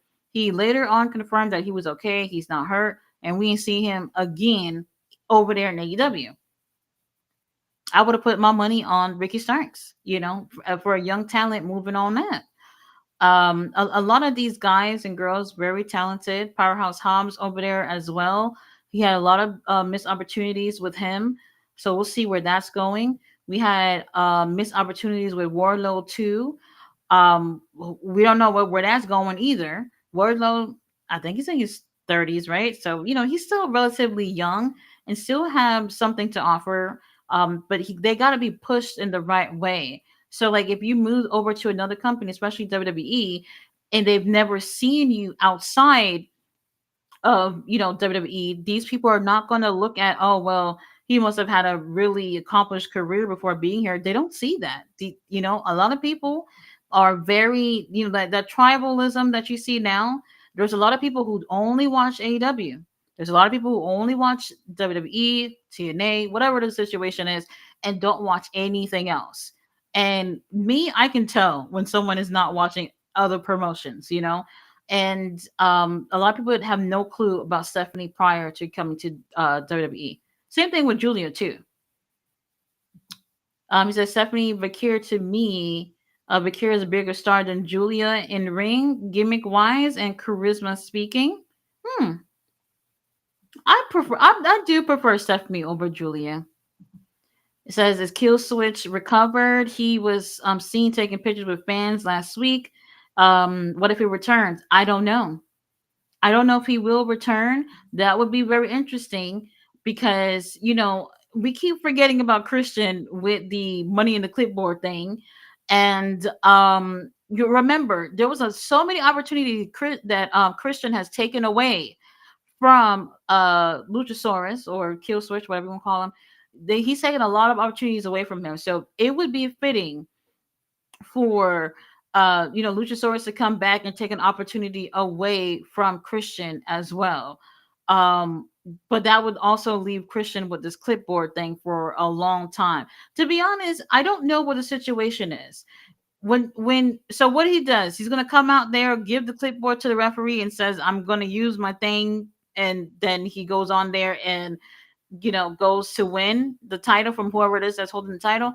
I don't know. This is the first time we've actually had this situation where somebody has, this clipboard and they're going to cash it in for a title. So we'll see how that ends up working out. But Luchasaurus, that would be insane if he would have come on out there. And it makes sense. Jay Millie is here. What's going on? He said, what's cracking? Yuta and Wayne as a team called them the stepson. Jay Millie, what the hell? Bella says, I like Jade. The seeds are there. She just needs some polishing. Oh, yeah, absolutely.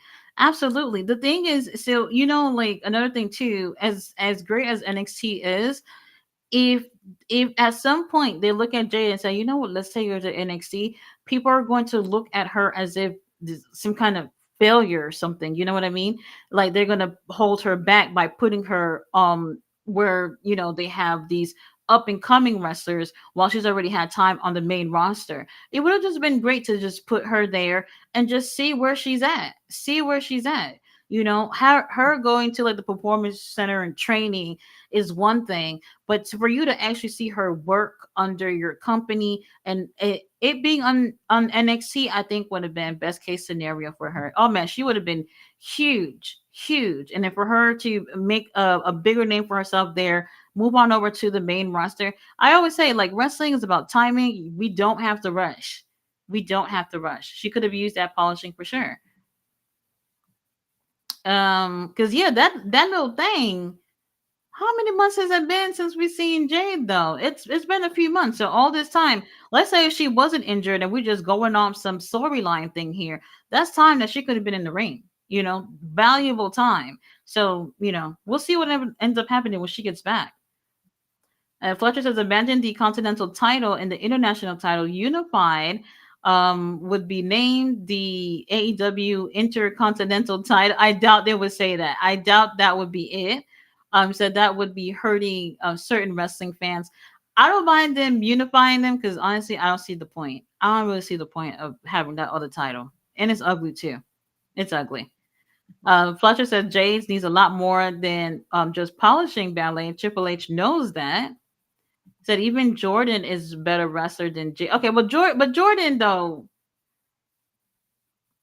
she's had the opportunity to have that experience. So I don't know if that's a fair comparison with Jordan and Jade.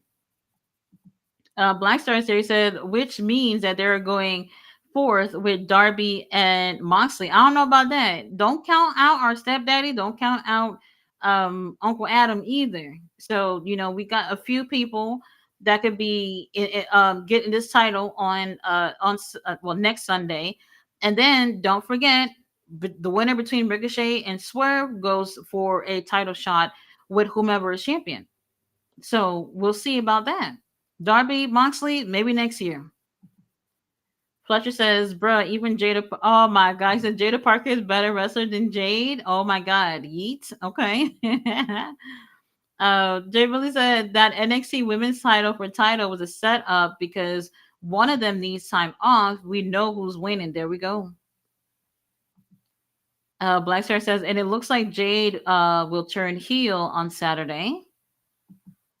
Fletcher says Black Star, the plan was always Darby, but the way Death Rider's angles got stale, Tony Khan might change that this revolution. Oh, well, I based off what I was seeing people say about Dynamite last night, a lot of people liked where it went last night with Adam. So it looks like a lot of people would like to see Adam hold the title. Um, I don't necessarily think that Death Riders are completely like dethroned or anything, but you know what? They have been doing this for a little bit since like August or something like that. So it's been going on for a little bit. And you're right. A lot of it has been stale. I've been holding on because I like these guys, but They can shake things up at the pay per view. If Moxley win, though, I'm not gonna be surprised at all. If Moxley win, it would really depend on what condition Adam Copeland is in if our stepdad is gonna cash in. Because let's say if Moxley retains, if Adam Copeland is not near death, Adam Copeland's gonna make sure Christian does not get that opportunity. Oh, he's gonna make sure it don't happen. So it really depends on so many things can happen when it comes to that match. But I can see people being a little tired of Moxley. Fletcher says the only winner possible is Vakir. Black Star says it's an idiotic plan, to be honest, because you must have guaranteed Darby doesn't die at Everest. That doesn't that's not something I'll guarantee. That's what I said too. He's going over there to Mount Everest. I'm not even gonna be worried about it. Okay. If you make it back, is when I'll pencil you in on the card. But until then, we're not doing that. We're not doing that. Fletcher says Black Star Jade heel turn on Elimination Chamber. Let's see if Uncle Dwayne doesn't spend too much time yapping with his champion Cody. Oh my god. Jamie Lee said Fletcher, I hated when that info came out. That's a spoiler. Fletcher said I'm scared honestly. I thought they would cancel the match. Black Star says, I think so because Bianca Wong turned, which only leaves one option. Oh, won't turn, which only leave one option. Yeah, Bianca turning heel less likely, but I'm with it if she does. I'm with it. I'm with it. That'll be something new. They can go for that. Oh, and especially before Mania 2, that would be interesting. I would be cool with it. Fletcher says money in the clipboard. Well, I don't know what they call it. To be honest with you, I have no clue.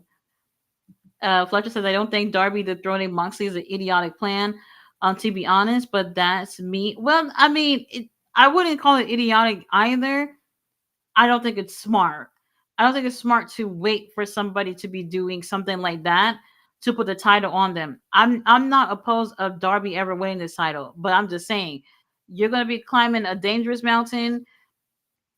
A lot of people don't make it from climbing, so we just gonna have to y'all have to work around this whole thing. We don't have to wait.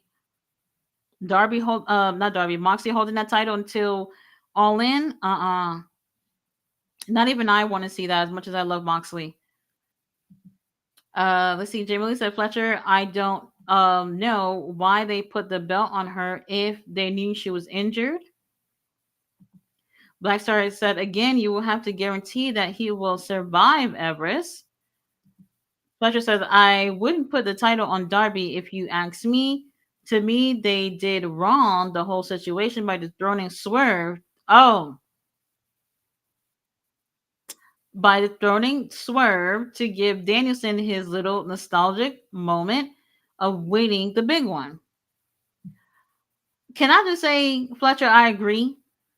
Can I, as y'all, Danielson is my top three. However, if I was booking thing, which I'm not, I would not have given Danielson the title. I would not. I would say this. Danielson is a type to definitely this is how I really do feel like Danielson knew that his time as at least a wrestler full time was coming up. I feel in my heart that he would have definitely given that title to Swerve. That Swerve would have retained. I feel it. I really do. But knowing that obviously his injuries and his body was not going to take it too much longer. I think what he had like two more matches after that. I think two more matches after that, more or less, and he knew that it was almost over. And to be honest, they wasted one of the matches with Jackson Perry. Y'all can kill me on that. Um, Jackson Perry, I like you and everything, but I don't know why we did that. Jackson Perry and fucking what's his name? I don't like it. Anyway, I think he knew that he didn't have that much time left to go in the ring, so they gave it to him. Swerve seemed to be really proud of it. Danielson really proud of that moment as well. But when we think about how long that Danielson has been with AEW. What was it? 2021? He was over there, or maybe early 2022, something like that. You would have figured that he would have been win that title. I think there was opportunities where he could have won that title prior to that, you know. And it was just like one of those things where it's like this last second to put this on him because he don't got that much left in the tank. And sure enough, there it is. He didn't. He didn't. I personally would have booked Swerve to retain, absolutely. But it was a nice moment for him. Nice moment. Jay Billy said, I like Jade and the baddies, but that Bow Wow situation was not needed. Not needed at all. The baddie thing, I loved it. I thought it was really cool to have a little baddie section. I like that. I thought that was pretty nice way to show that hey, women, we love wrestling. We out here, we in the crowd, and we look good too. I thought that was a really, really nice idea. But the Bow Wow thing, absolutely not. Absolutely not. Fletcher says Swerve should have been champion for a longer time. Then Hangman would have dethroned him, making Hangman two-time champ. Um, I'm gonna backtrack on that. I felt like if it was me, Samoa Joe should have had the title longer. Samoa Joe should have had the title longer. I wanted Hangman to take it off of Joe and then Swerve take it off of Hangman at All In. That's what I wanted. That's what I wanted, and y'all see where that went. And Samoa Joe had potential of being a fucking badass champion. It was one of those situations where Swerve was really going up in terms of popularity, and it was just like, damn, we can't not miss this opportunity. In my opinion, the Swerve and Hangman thing blew up to the point where y'all remember they had a triple threat match with Samoa Joe. It was one of those situations where it's just like, hey, this is the bigger story, but Samoa Joe is the champion, so we're just gonna slide him in here by giving this little triple threat match or whatever. And at that point, is I think the company realized, all right, we got to put the titles on one of these two guys, and Swerve, because of popularity, was one of those guys after they had their match at Full Gear.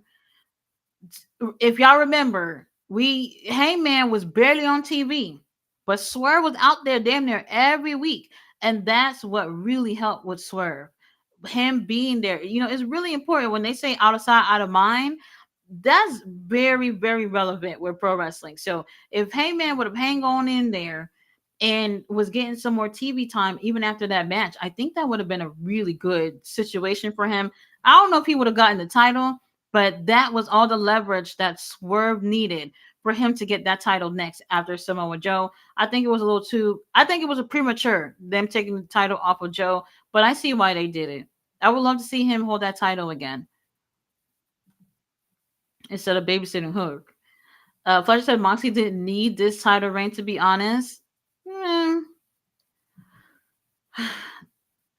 I'm not gonna say I agree or disagree. I'm in the middle about that. I'm in the middle about it. He said that Danielson should have got the W for the first Continental tournament. Um, as much as I love Danielson, I didn't want him to win. I wanted it to be Jay White. I wanted it to be Jay White. When it wasn't going to be Jay White, who was left? I didn't want it to be Eddie, but y'all already know how that went. I don't know. I didn't want it to be Danielson because I was like, we got bigger things to do with Danielson. So that I didn't care for him winning that one. Jay Billy says Jade only been wrestling for like 4 or 5 years. Right. It's not been that long.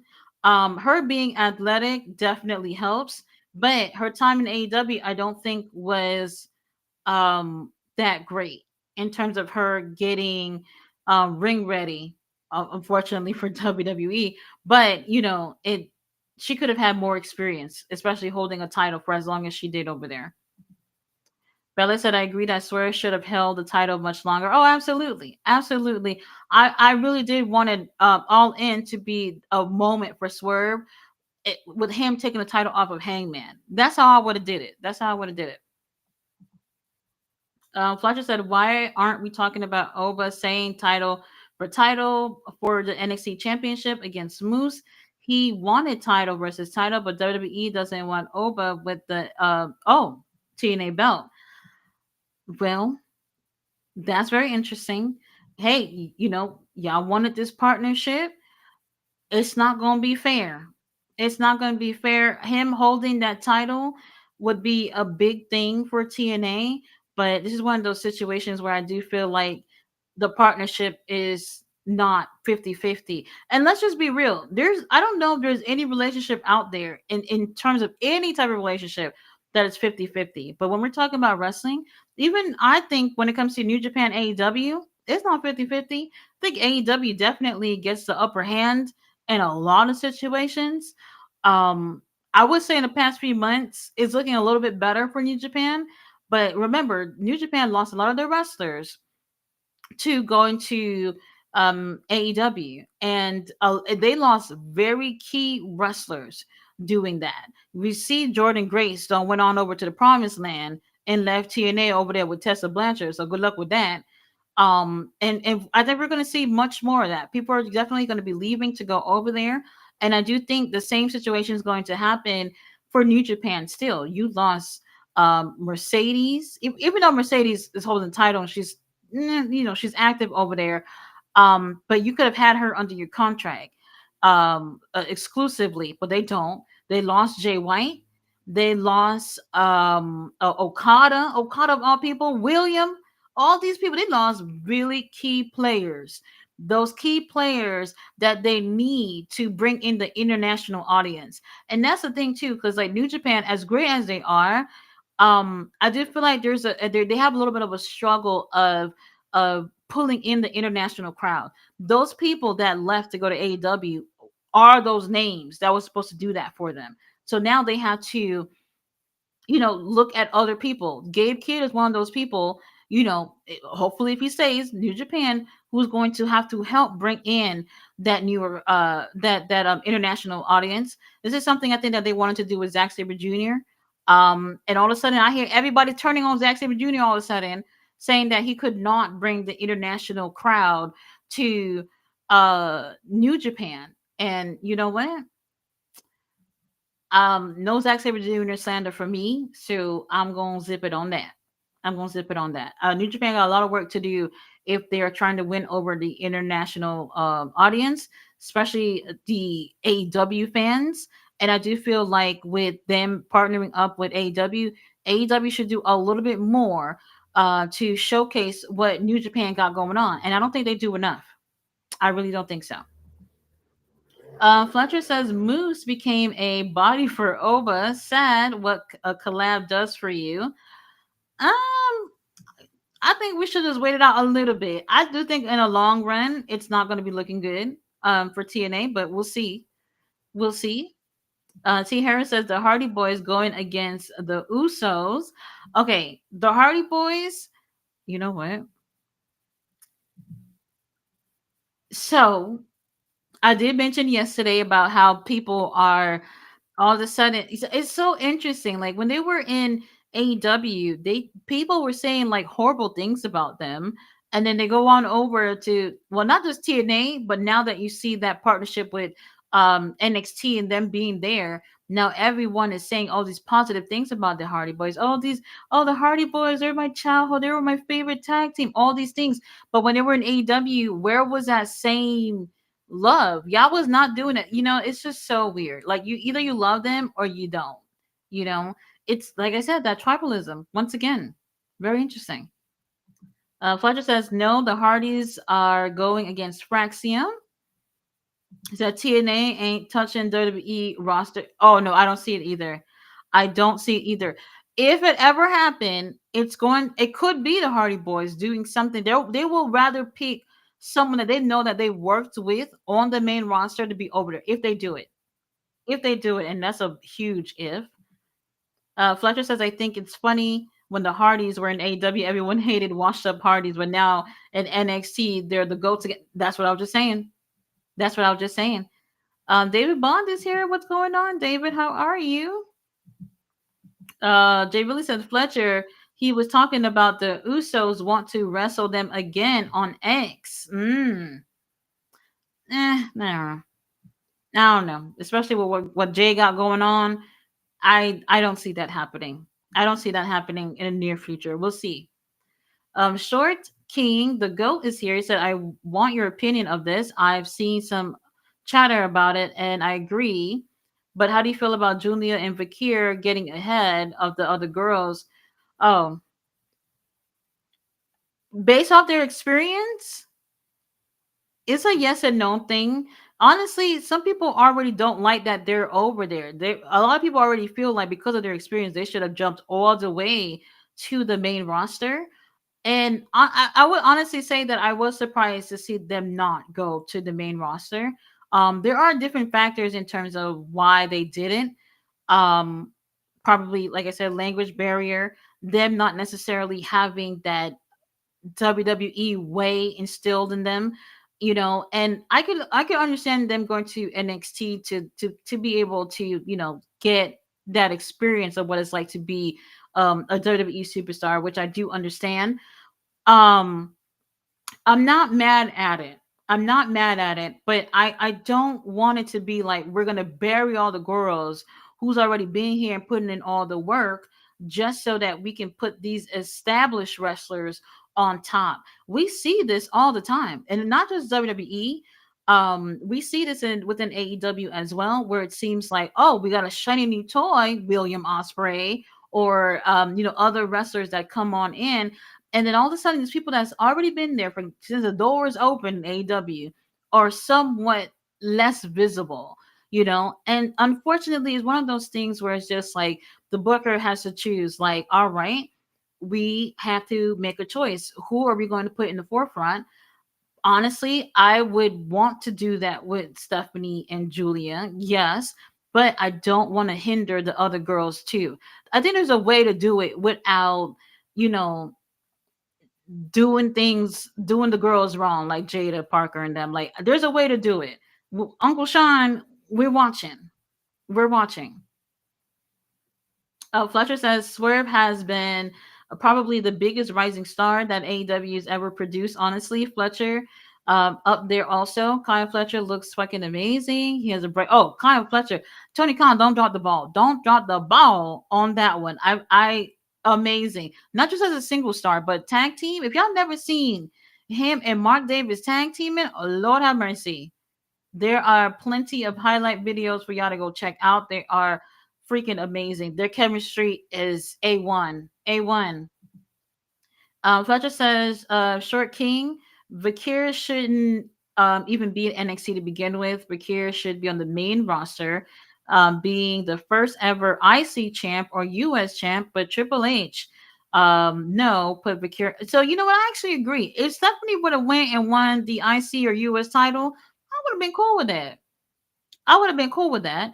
But then again, they're going to want her as a champion to, have that personality of a champion, be able to cut them promos, do those vignettes and everything. And, holding a title is more than just holding the title. They're going to want that whole package. And I don't think they see her to have that whole package for the main roster. NXT is different. It's different. Black Star says, I think Christian should be champion by then. If Worlds, oh, if by World's End, if Darby isn't too damaged, then World's End. That's in December.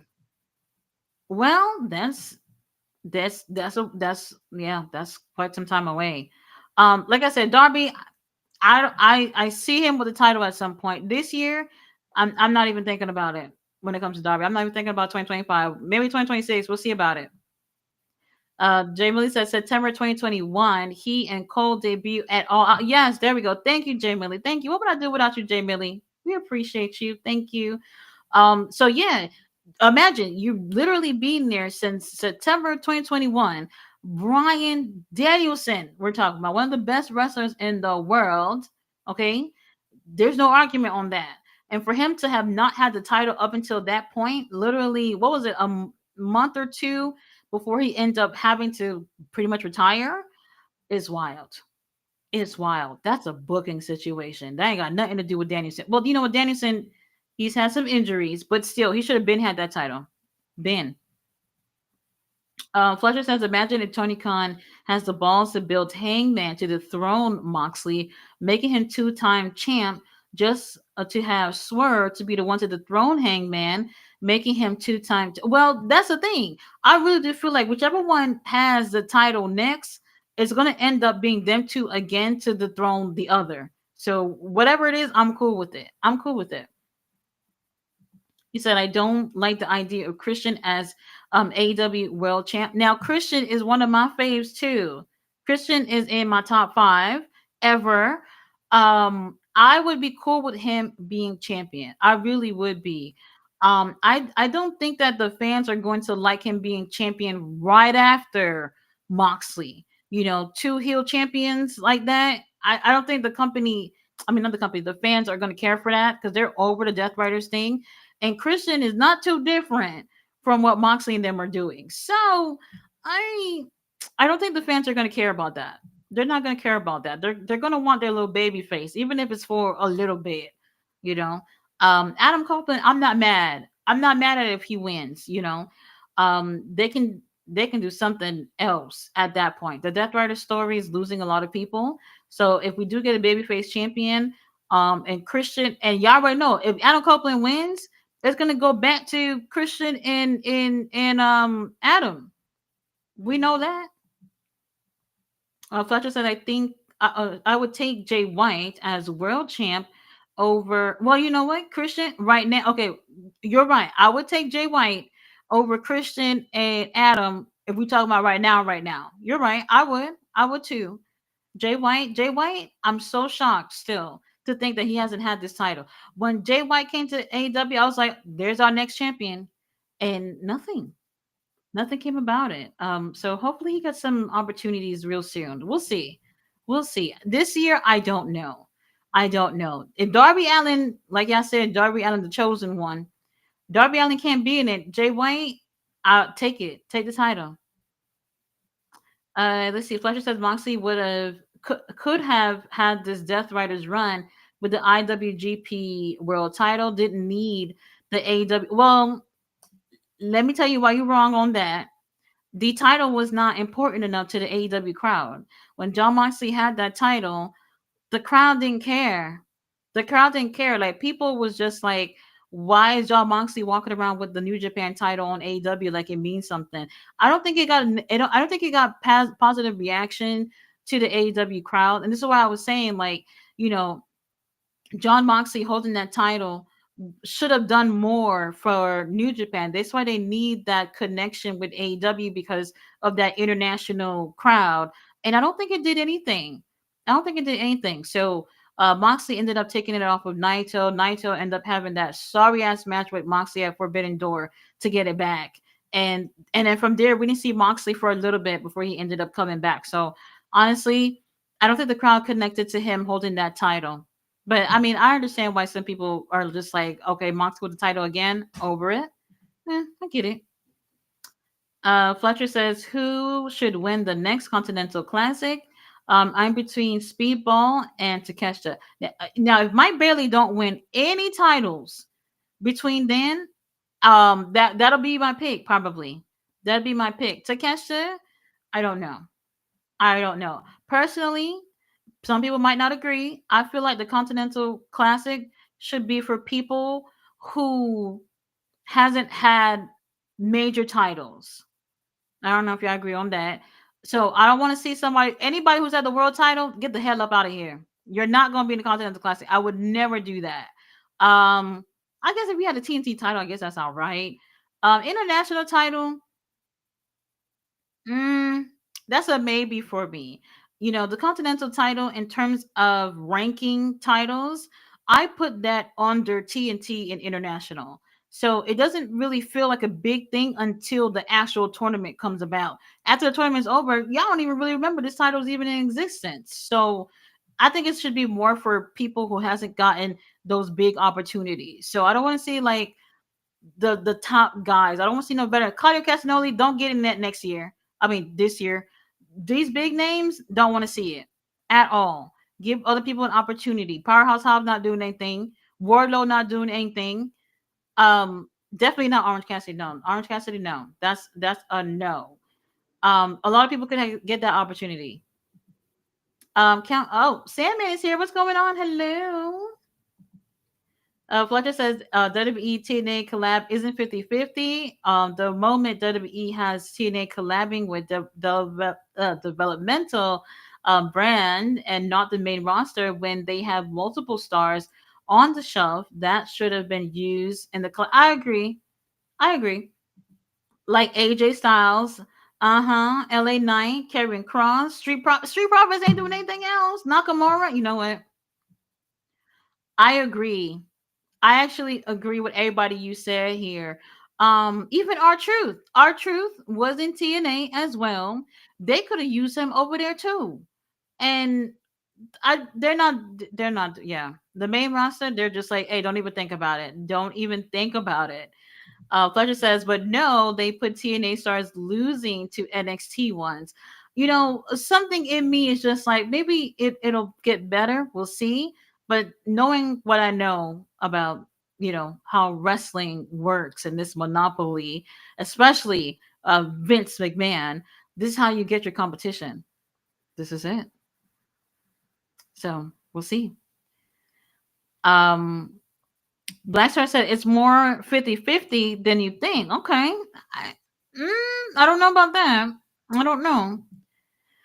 Fletcher says, but yeah, it's a fair collab. Yeah, I don't know. I don't know.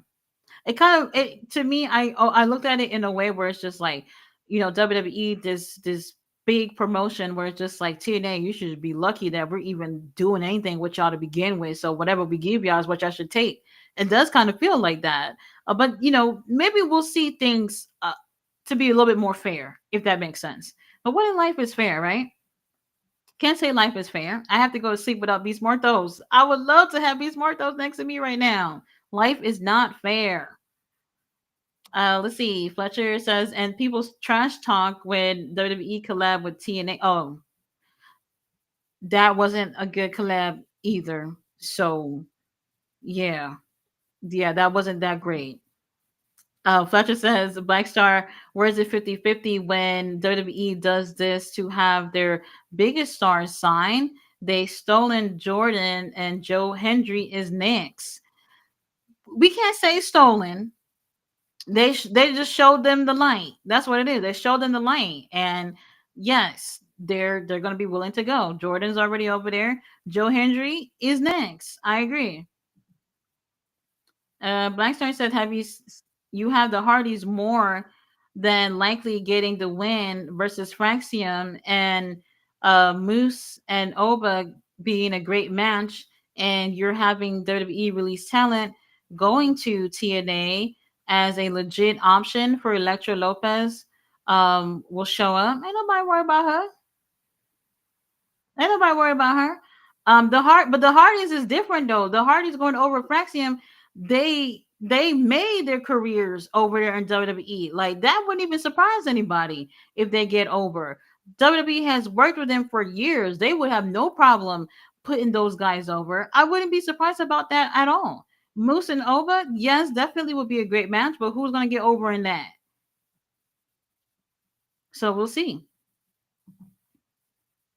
Fletcher says when Ricky Saints gets the main roster call, watch him get on the shelf like Mello. Don't do that. Don't do that. That could be true, but hopefully not.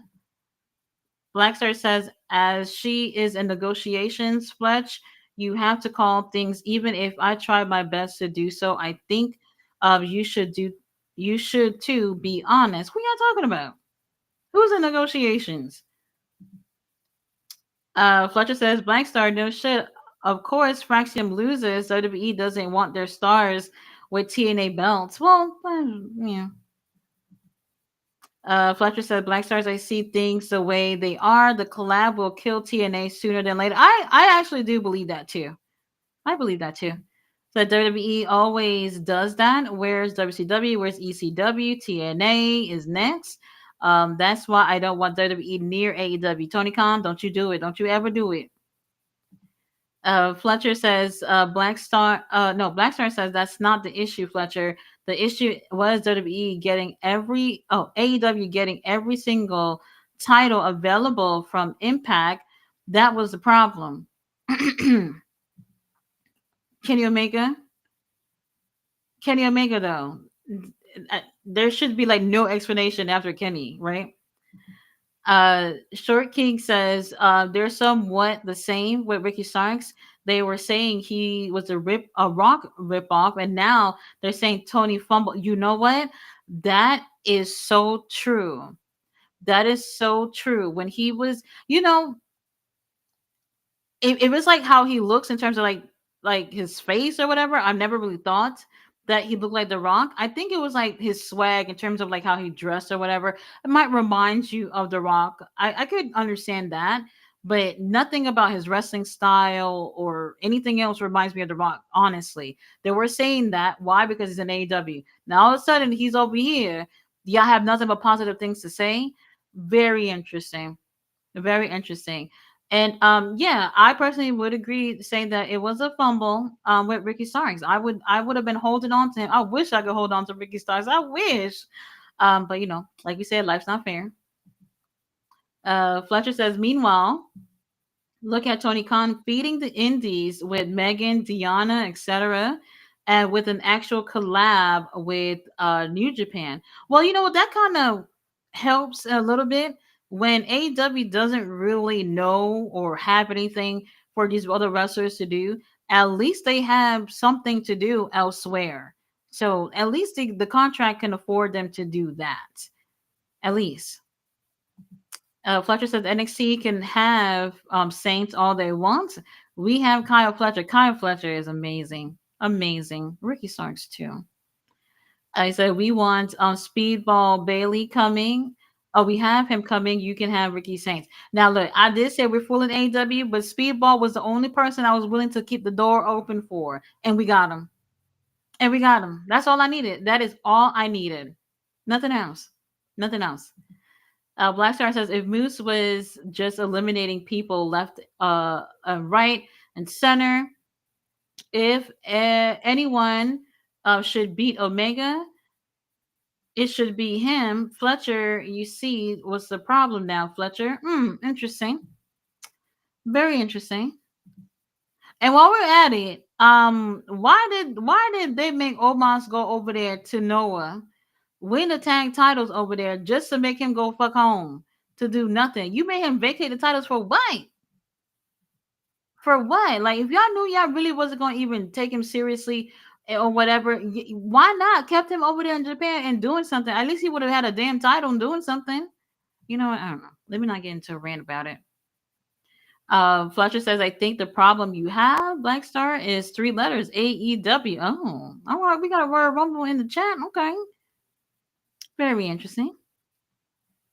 Fletcher says, I remember Christian TNA wrestler main eventing AEW Rampage against Kenny Omega. Wasn't that the first episode though? No, that wasn't. That was the first episode, wasn't it? Of Rampage. That was the first episode of Rampage. Well, you know what, Fletcher? That was the first Rampage. Yes.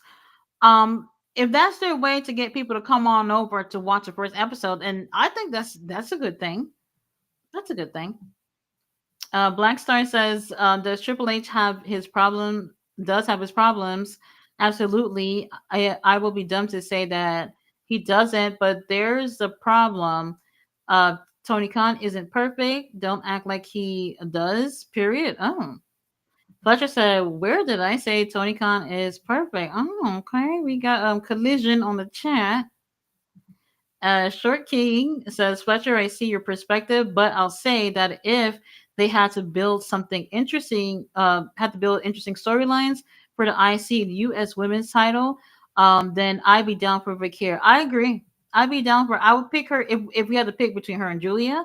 Yes. Black Star says, you just did Fletcher again. Let's be real, my guy.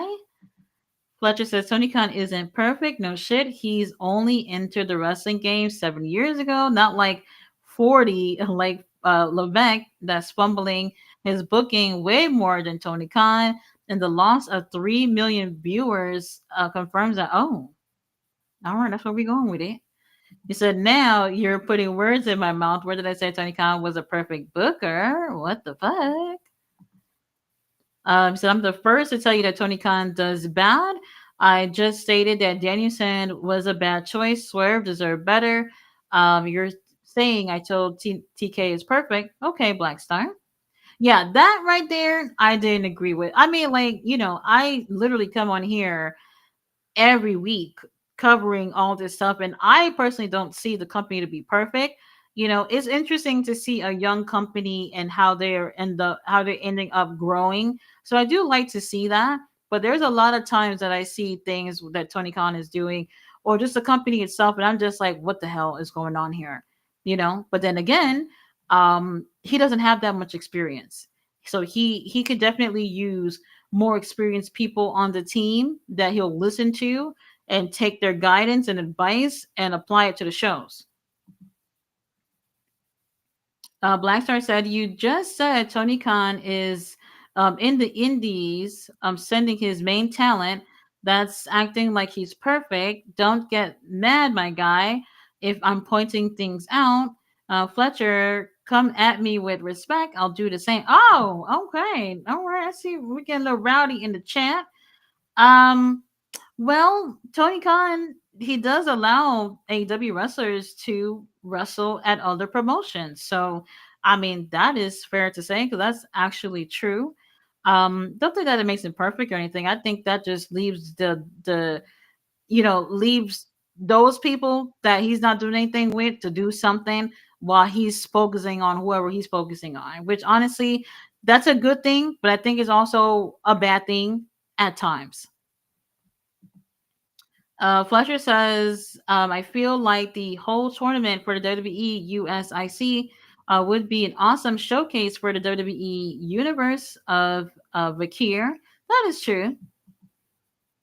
He said, I said Tony Khan is helping the industry, but did I say he was perfect? Well, I agree. I do think AEW does help the industry because they are willing to have that partnership. But I do think that some of the decisions that's been made has also been harmful as well. The partnership with TNA didn't work out well. And I've seen some things that I didn't like in terms of their partnership with AEW and at times with CMLL as well. So it's not perfect. I don't know anything that's perfect other than Beast Morto. Other than that, I don't know. You tell me. Fletcher says, fun fact: Vince was doing more wild shit when he first started WWF compared to. Oh yeah, absolutely, absolutely. So I agree with that. He said people just hate Tony Khan because AEW is still here and hasn't died like a lot of people want to happen. That is true. That is true. Very interesting. Fletcher says, "You're awesome, mommy taker. Thank you. It's nice to hear that once in a while. That's nice. Thank you. I appreciate it." Fletcher says, "It'll get better. I've been hearing this about WWE for 3 years now and nothing." Yeah, especially well, after coming from the pandemic, I did think that it was going to take some time for it to get better. But I think that there's a higher standard when it comes to WWE because they've been around 70 years and they're just like, hey, y'all been there, done that. Y'all should be doing much better at this point. I mean, it is of a matter of opinion. Some people absolutely love everything that's going on, while fans like us, we're a little more like dissecting things within what's going on in WWE. And, different fans have different perspectives on that. Personally, I'm not interested. I'm not interested. I mean, when I say I'm not interested, I'm not really interested in WWE. Black Star says, I never said AEW died or fell off or anything. I'll just book things differently. Well, no, he's not saying you, Black Star. He's saying like fans, this is what they wanted. And this is something that I see all the time. There are like so many groups like on Facebook or on X where people are like deaf to AEW and stupid shit like that where they are dedicated to showing the worst and talking shit about AEW because their existence for whatever reason bothers them. I honestly don't know. I don't know. Very weird. Dre said, Tati, do you think Willow turned heel and Chris go? I would love Willow to be heel. I was saying yesterday that it's kind of sad that Willow has not won the women's title, if you think of it. But we'll see. We'll see. And another thing too, with the pay per view being next week, they could have did Willow and Marina because Marina hasn't done a damn thing in terms of matches, which is very interesting. At least in AEW, they could have did that. They probably can still. We'll see. We'll see. Fletcher says, "Bro," said Electra Lopez. Said, "Where has been the Street Profits?" Jamie says Christian and Omega held Impact title. That alone made AEW and TNA better than NXT and TNA because more people got to see. Absolutely. Absolutely. Christian was a great champion. Omega was a belt collector. Okay. The belt collector, Kenny Omega, we're talking about here. That, yes, I 100% agree with you on that. Roberta said the Ricky Starks talk reminds me of how LA Knight getting no shine, because he's also a Rock and Austin ripoff. Oh, you know what? Personally, I never ever felt it. The Rock and Austin comparison. I was like, well, what are y'all seeing that I'm not seeing in terms of comparison? I personally don't see it. To be honest with you, I don't see The Rock at all. Maybe a little more of the Austin thing, maybe. But The Rock, I don't see it. I don't see it. What I would say here is that people, they, as soon as they see a wrestler, they automatically goes for what does this person remind me of, and are they too similar to that person that they remind me of. With wrestling, you want to, not just wrestling but entertainment, you want to stand out for your own thing. You don't, is it bad to be compared to someone else? Not necessarily, but at the end of the day, you want people to get to know you and not have to compare you because you offer something unique in comparison to everyone else. So personally, when I watch wrestling, I try not to compare. I want to see what it is that they have to offer and then give me some time and see how it works out. But Rock and Austin with LA Knight, I don't know. I don't know. Roberta said Impact was even charging $40 for pay-per-views when Omega had the belt. You see, when you saying that, this is what get me scared for Takeshita. Takeshita, oh my God. Now that y'all saying all this, like I said, prayers for Takeshita. We're praying because I don't know. I don't know. Kenny takes that title off of Takeshita. Now here's the thing, because Kenny, he ain't got no problem wrestling in New Japan. So that keeps the aura of the international title, where if Kenny were to win, y'all know that Kenny's gonna put in the work and actually wrestle internationally. What they've always planned to do with this title. When Pac had the title, when he was the All Atlantic champion, they did it with Pac. Y'all probably don't even really remember, but they did a horrible job at it. I don't think they're doing the best job at it right now with Takeshita because they don't necessarily keep the fans up to date with what he's doing. Unfortunately, that's the one thing I don't like about it. But if the next person would be able to do the same thing that Takeshita is doing, Kenny will do it. Kenny will do it. Absolutely. I agree. So like I said, we're praying. We're praying. Fletcher says, Blackstar, you can thank Tony Khan because WWE sending wrestlers to the Indies just happens to cause Tony Khan of AEW wrestlers. Okay, so I know what you're saying. This is true. I do feel like AEW has influenced WWE to do that WWE ID thing, that bullshit thing that really, honestly, I don't really feel like it means anything. They gonna get whatever wrestler they gonna want to get, regardless. I do think that WWE ID thing is a tactic to keep wrestlers that they are not really willing to bring them fully on in, but not necessarily let them go anywhere else, if that makes sense.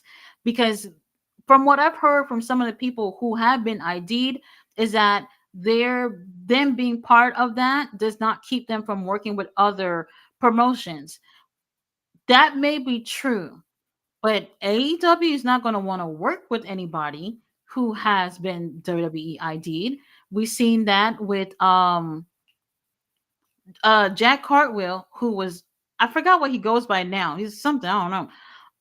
Who was on Ring of Honor a lot. There was a few other people that was over there.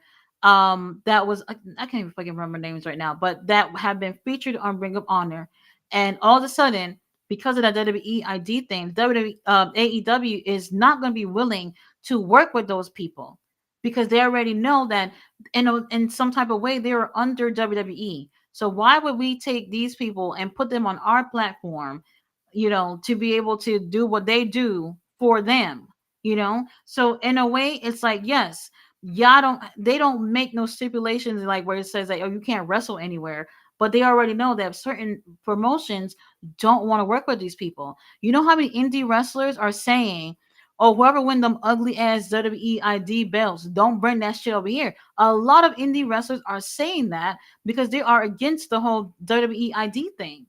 There's some prejudice within that thing too, to be honest with you, even if it's not right in your face. Let's see. Fletcher says, "Where's Omos? Where's Omos tag title?"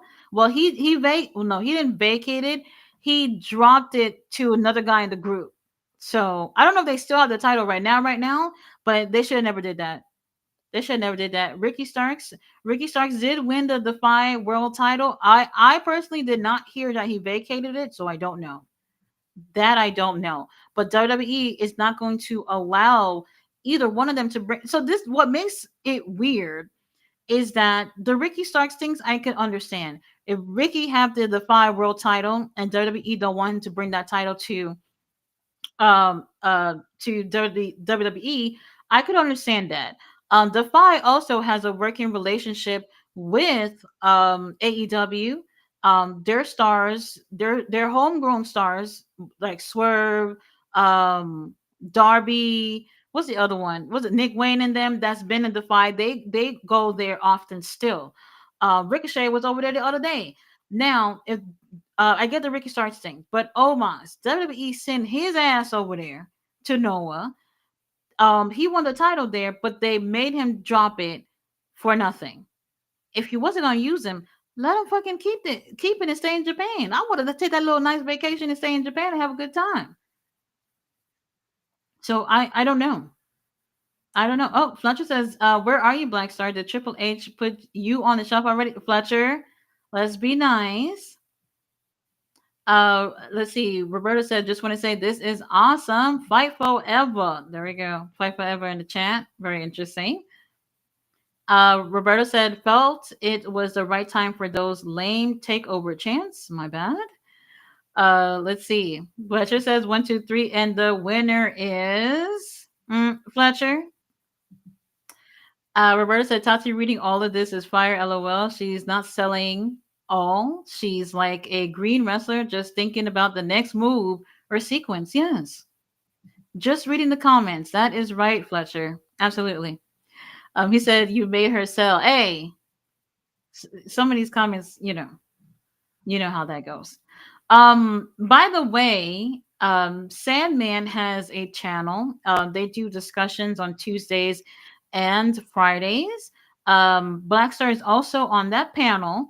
So if anybody wants to, go over there for any discussions, you can either get on the mic or you get on the chat and debate. They made me get on there the other day. I was just like, hold on, this AEW standard not going on over here. I'm not going to be in the chat and take this.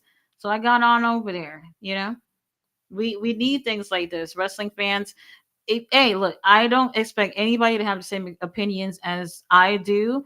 I actually like to see different opinions in the chat. Sometimes it makes me change my mind on things. Sometimes it don't. It's good to have different perspective about the one thing that everybody's watching. It's a good thing. Jay Millie said AEW is set to have one of their biggest year. This year, it got to be good. It got to be good. And it's hard to tell where we're going. It's hard to tell where we're going, especially with the women's title, because I personally, Tony, Mariah, I'm over it. This got to be it. This got to be it. I do feel that Tony's going to retain, but what happens after? Not sure. Jamie Hayter, we don't know where she's been. Jamie and Thunder Rosa are who I would love to have the title this year. A little more Thunder Rosa for me, and Jamie real close after her. So that's what I would like to see. Fletcher said, "Just feeling oozy." I haven't heard that in a while. I actually have that shirt. Roberta said, "Mad." Scream laughing with that one. Fletcher says Tony Khan been fumbling Willow Statlander. Sadly, to be honest, Jamie Hayter after her return. I don't know. The last I've heard Jamie, she had a match in the UK, and that's it. That's. I don't even know if she won that. To be honest with you, so I honestly don't know. Jay Millie said, "I need heel Willow. I'll take it. I'll take it." Oh, and Statlander for the women's title. I would like to see that too. I would like to see that too. Now, I'm not saying that all these ladies need to be championed this year. If it makes sense, if it's the right time, for the titles to drop, I'm cool with it. But a lot of these girls, they haven't gotten a chance to hold these titles, so it's about time. And I'm just talking about women's title because a lot of these girls been there for a while. Statlander, I'm cool with. Some people probably don't see character or personality with her. I don't think that's necessarily the case. She's not one of those over the top type of personality. Willow, the perfect baby face, she can easily hold that title, and people will love her. Um, who's else did I said? Jamie Hayter is another one too. I don't probably as a baby face, most likely. She would be a great choice. Thunder Rosa as a baby face too. With that title, any one of those girls would do it justice, I believe. Fletcher said, "I just need Willow heal or not heal, just need her."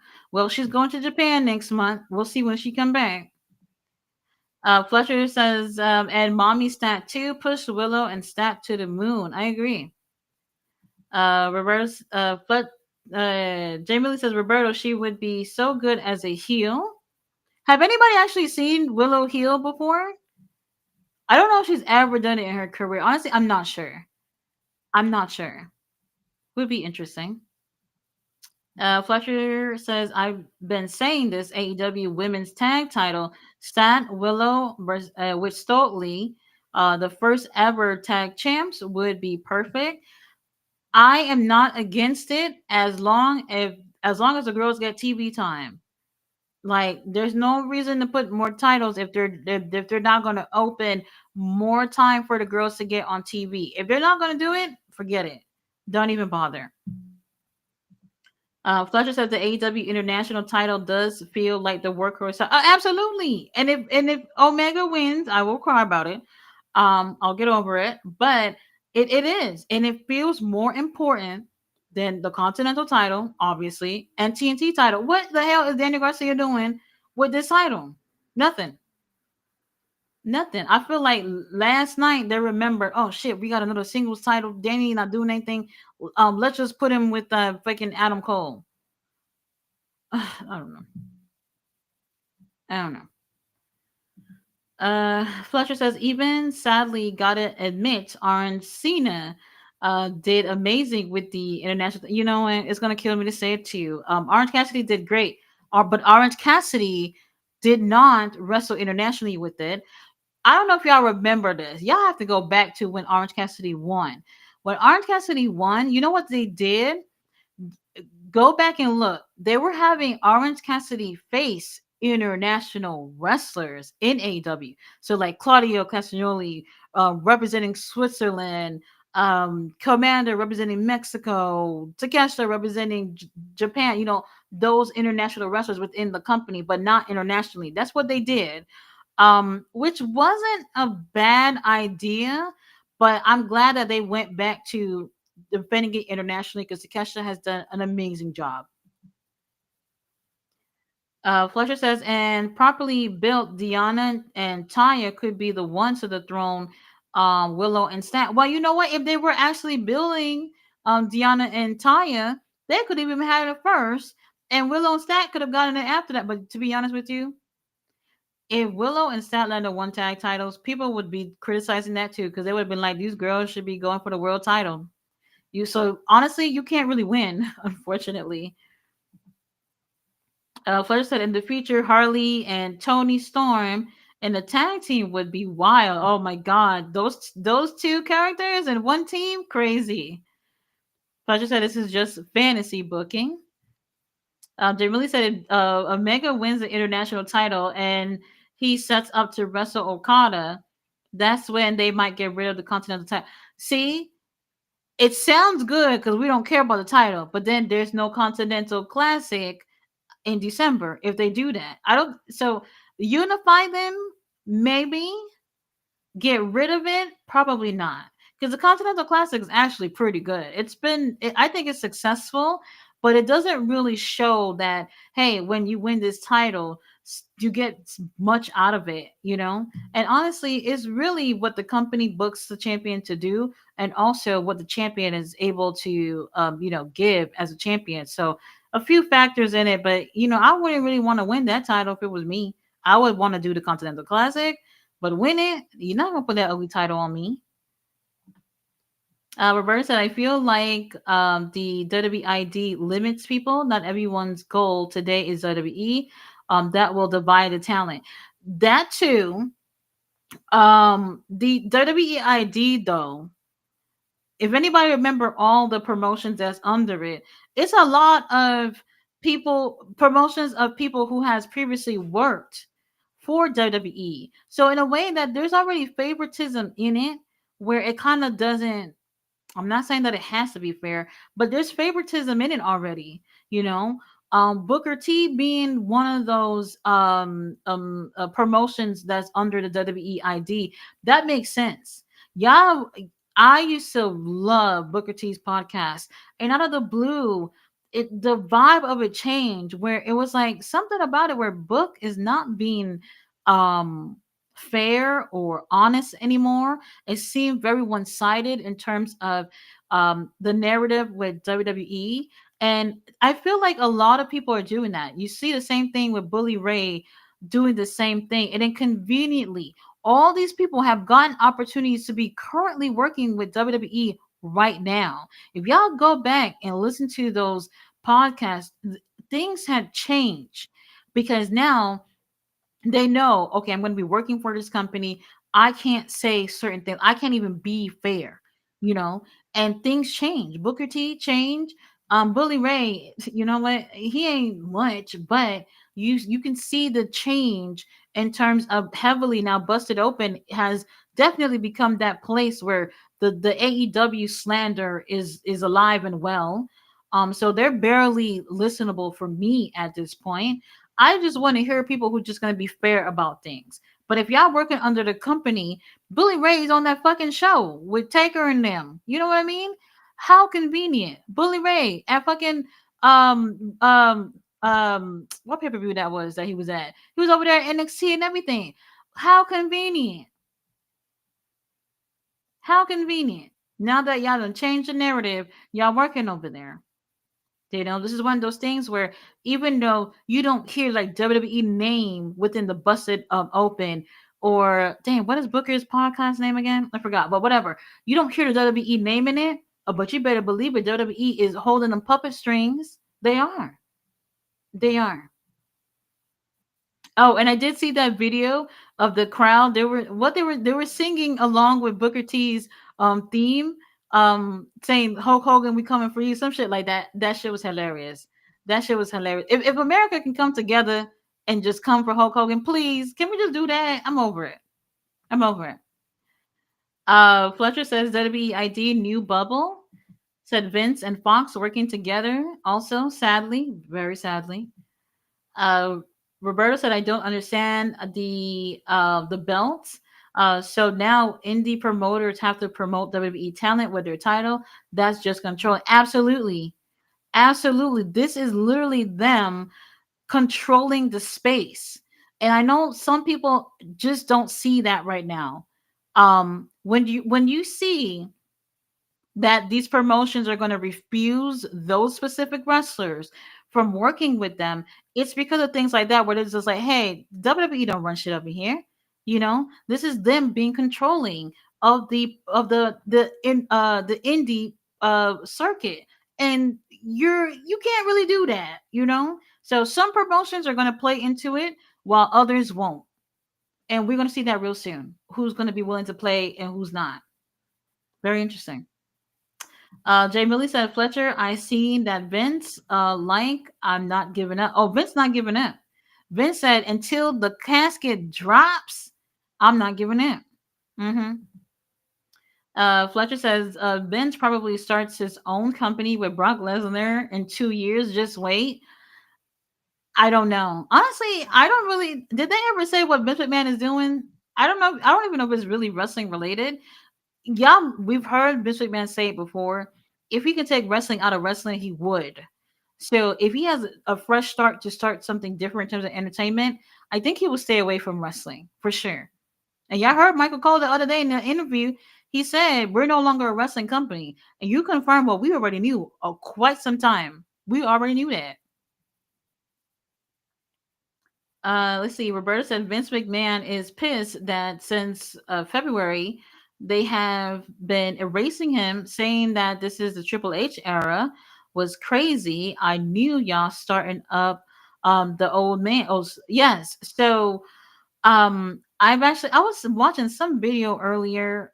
Somebody's talking about how um TKO is going to end up driving WWE to the mud, and they predicting that it'll be within like 2 to 3 years. Honestly, I don't know if that's true. And basically, they were saying that Triple H is pretty much a pawn in this whole thing, whatever situation is. I honestly don't know, but for Michael Cole to say that they're not a wrestling company, it confirmed what I already knew, but at the same time, it put in perspectives in terms of why things are changing. When y'all seeing the numbers in terms of viewership going down, is because the company is going to be less and less looking at themselves as the wrestling company and more something entertainment. This is something that Vince McMahon had been wanting to incorporate for a very long time, a very long time. But obviously he's not gonna be able to do that with TKO. So I think he's gonna stay away from wrestling. I think so. Ballet said Jamie Hayter has disappeared again, unfortunately. Now I haven't heard anything about no injuries or anything. Like I said, last time I heard she was doing that match in UK with Brub's wife, and that was it. That's the last thing I heard. Fletcher says Triple H soon joins Vince's new company. If the rumors of TKO wanting Levesque out, oh, they'll put his ass out. Oh, they'll put his ass out. I think they got the people that they need to put his ass out. Don't be surprised. Don't be surprised. Fletcher, you might have seen that video I was watching earlier. Some dude was talking about whatever feature WWE earlier. Roberta said during Mania, they claim this is a professional wrestling. Now they with Netflix can't even fucking read. So they are saying that we are more than just wrestling. Vince has to be losing it. Yes and no, probably. Yes and no. Jay Millie says WWE got a lot of slack for not working with other promotions, but if you look, WWE always worked with other promotions like USWA, Smoky Mountain. I believe it was either New Japan or All Japan. And yeah, but this is a long time ago though. This is really long time ago. Well, I think more what people are saying is like more in the modern times in terms of like, hey, you know, why not work with other promotions? For the longest, they've been at the top. A lot of these promotions that you're mentioning are no longer around. So here they are, they're sitting at the top, and that's all that matters. And I really do feel like AEW coming along, whether they feel like they're competition or not, they have forced WWE to look at things differently. And like I said, with the WWE ID situation, that was one of them. AJ Styles and them going over there to Japan, that's another reason. That's another thing too. They were not doing this before.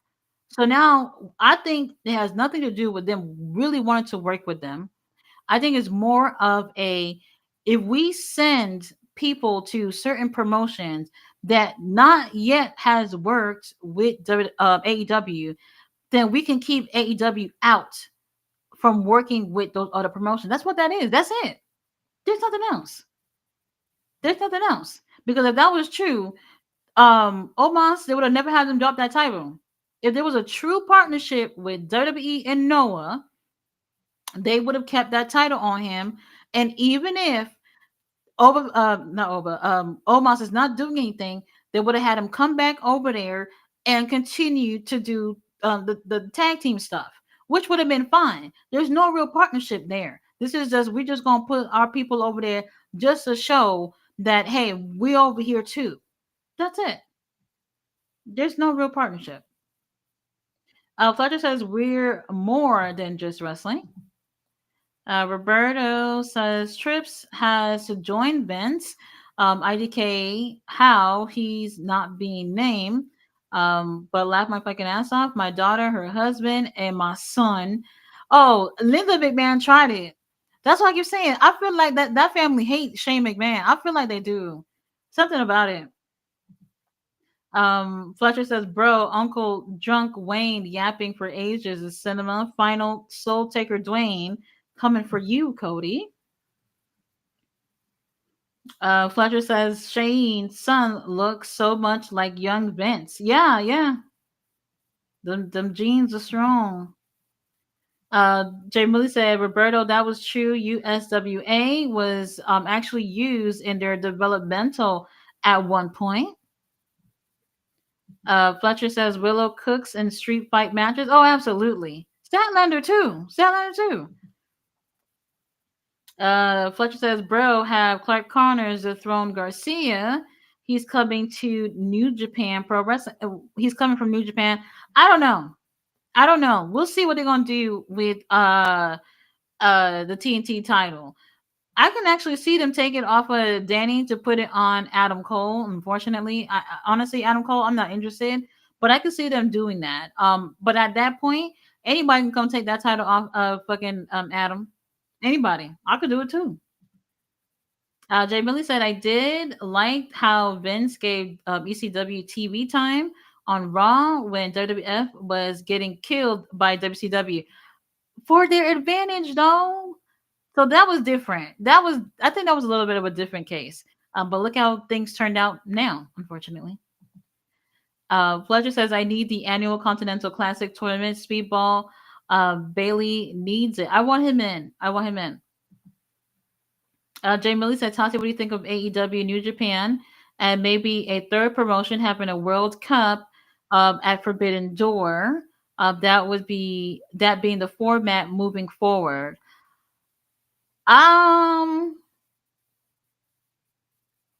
They CMLL kind of already got something like that. The Grand Prix tournament, they kind of already have something like that. It's not at Forbidden Door though. They so if they were to do it, it would be with CMLL.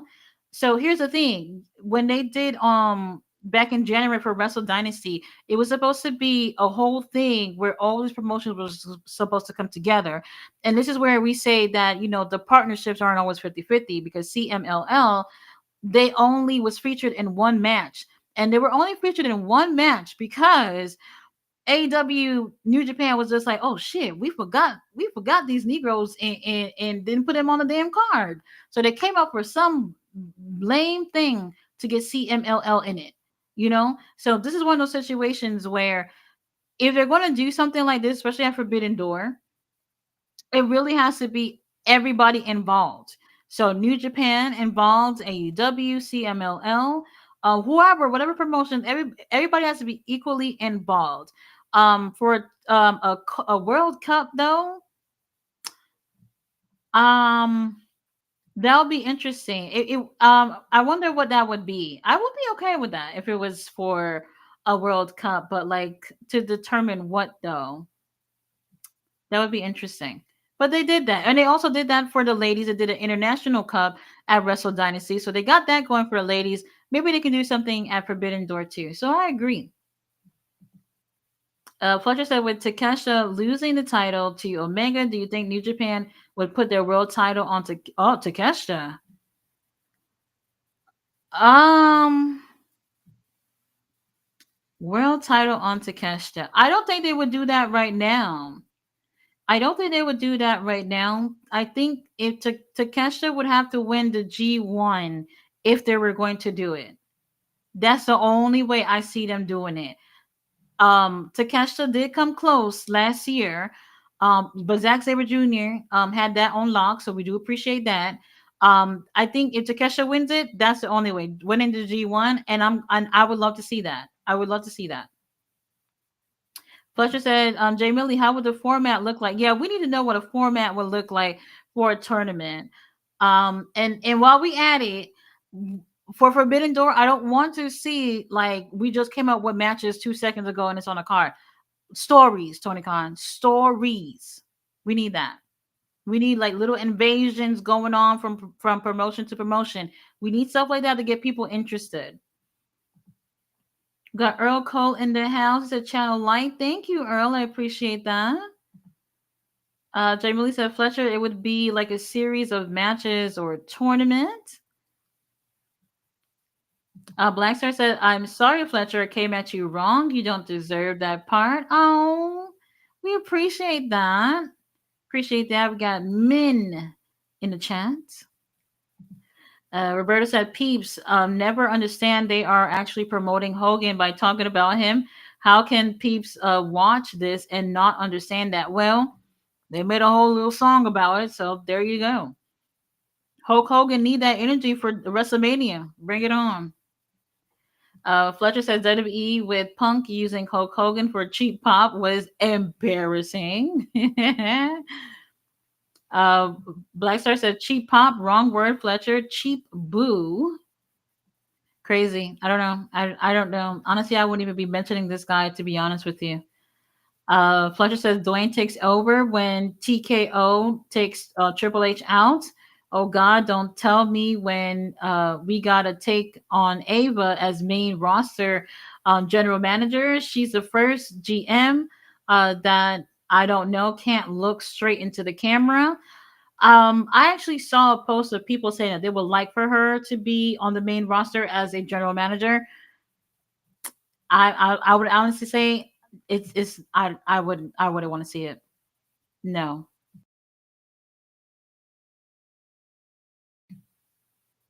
Blackstar said, Jay, you forgot WCW for decades paying Heyman's bill.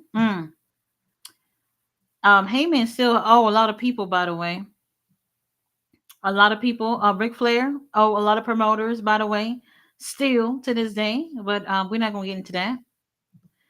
Fletcher says, "Oh damn, Dwayne takes over WWE." Says WWE Bloodline Vortex. Well, let's see. Blackstar said Triple H will stay, I believe, because again, The Rock even more. Then Shapiro knows nothing about wrestling. That's pure disaster, Fletcher. Jamie said Blackstar. I mentioned them in another comment. How Vince gave them TV time on Raw. Mm-hmm. Fletcher said, I mean, if TKO wants WWE to be more than wrestling on Netflix, Dwayne is a face they want. Ain't he filming a movie? I heard he's supposed to be filming some movie that's not related to the bloodline thing. Not that, but like he's supposed to be playing some Polynesian mobster or some shit like that. Something. I don't know what I was reading. I was halfway asleep anyway. But they say he's supposed to be filming something. And that's crazy too. Because the moment that they mentioned it, like 2 or 3 hours later is when The Rock had posted that he was going to be on SmackDown. So maybe he was shutting down the rumors, maybe. Jay Billy said WCW and AAA did a World Cup at Starrcade 95, and TNA did too. I believe it was with CMLL. They did it with two. So, it probably could work out. It probably could work out. With three promotions, I think it's doable. I think it's doable because, like I said, CMLL do the Grand Prix. They do one for the ladies and they do one for the guys too. If they're able to do it with all these promotions, I think it's doable for AEW to do that on Forbidden Door. Oh, wait a minute, Forbidden Door is in the UK.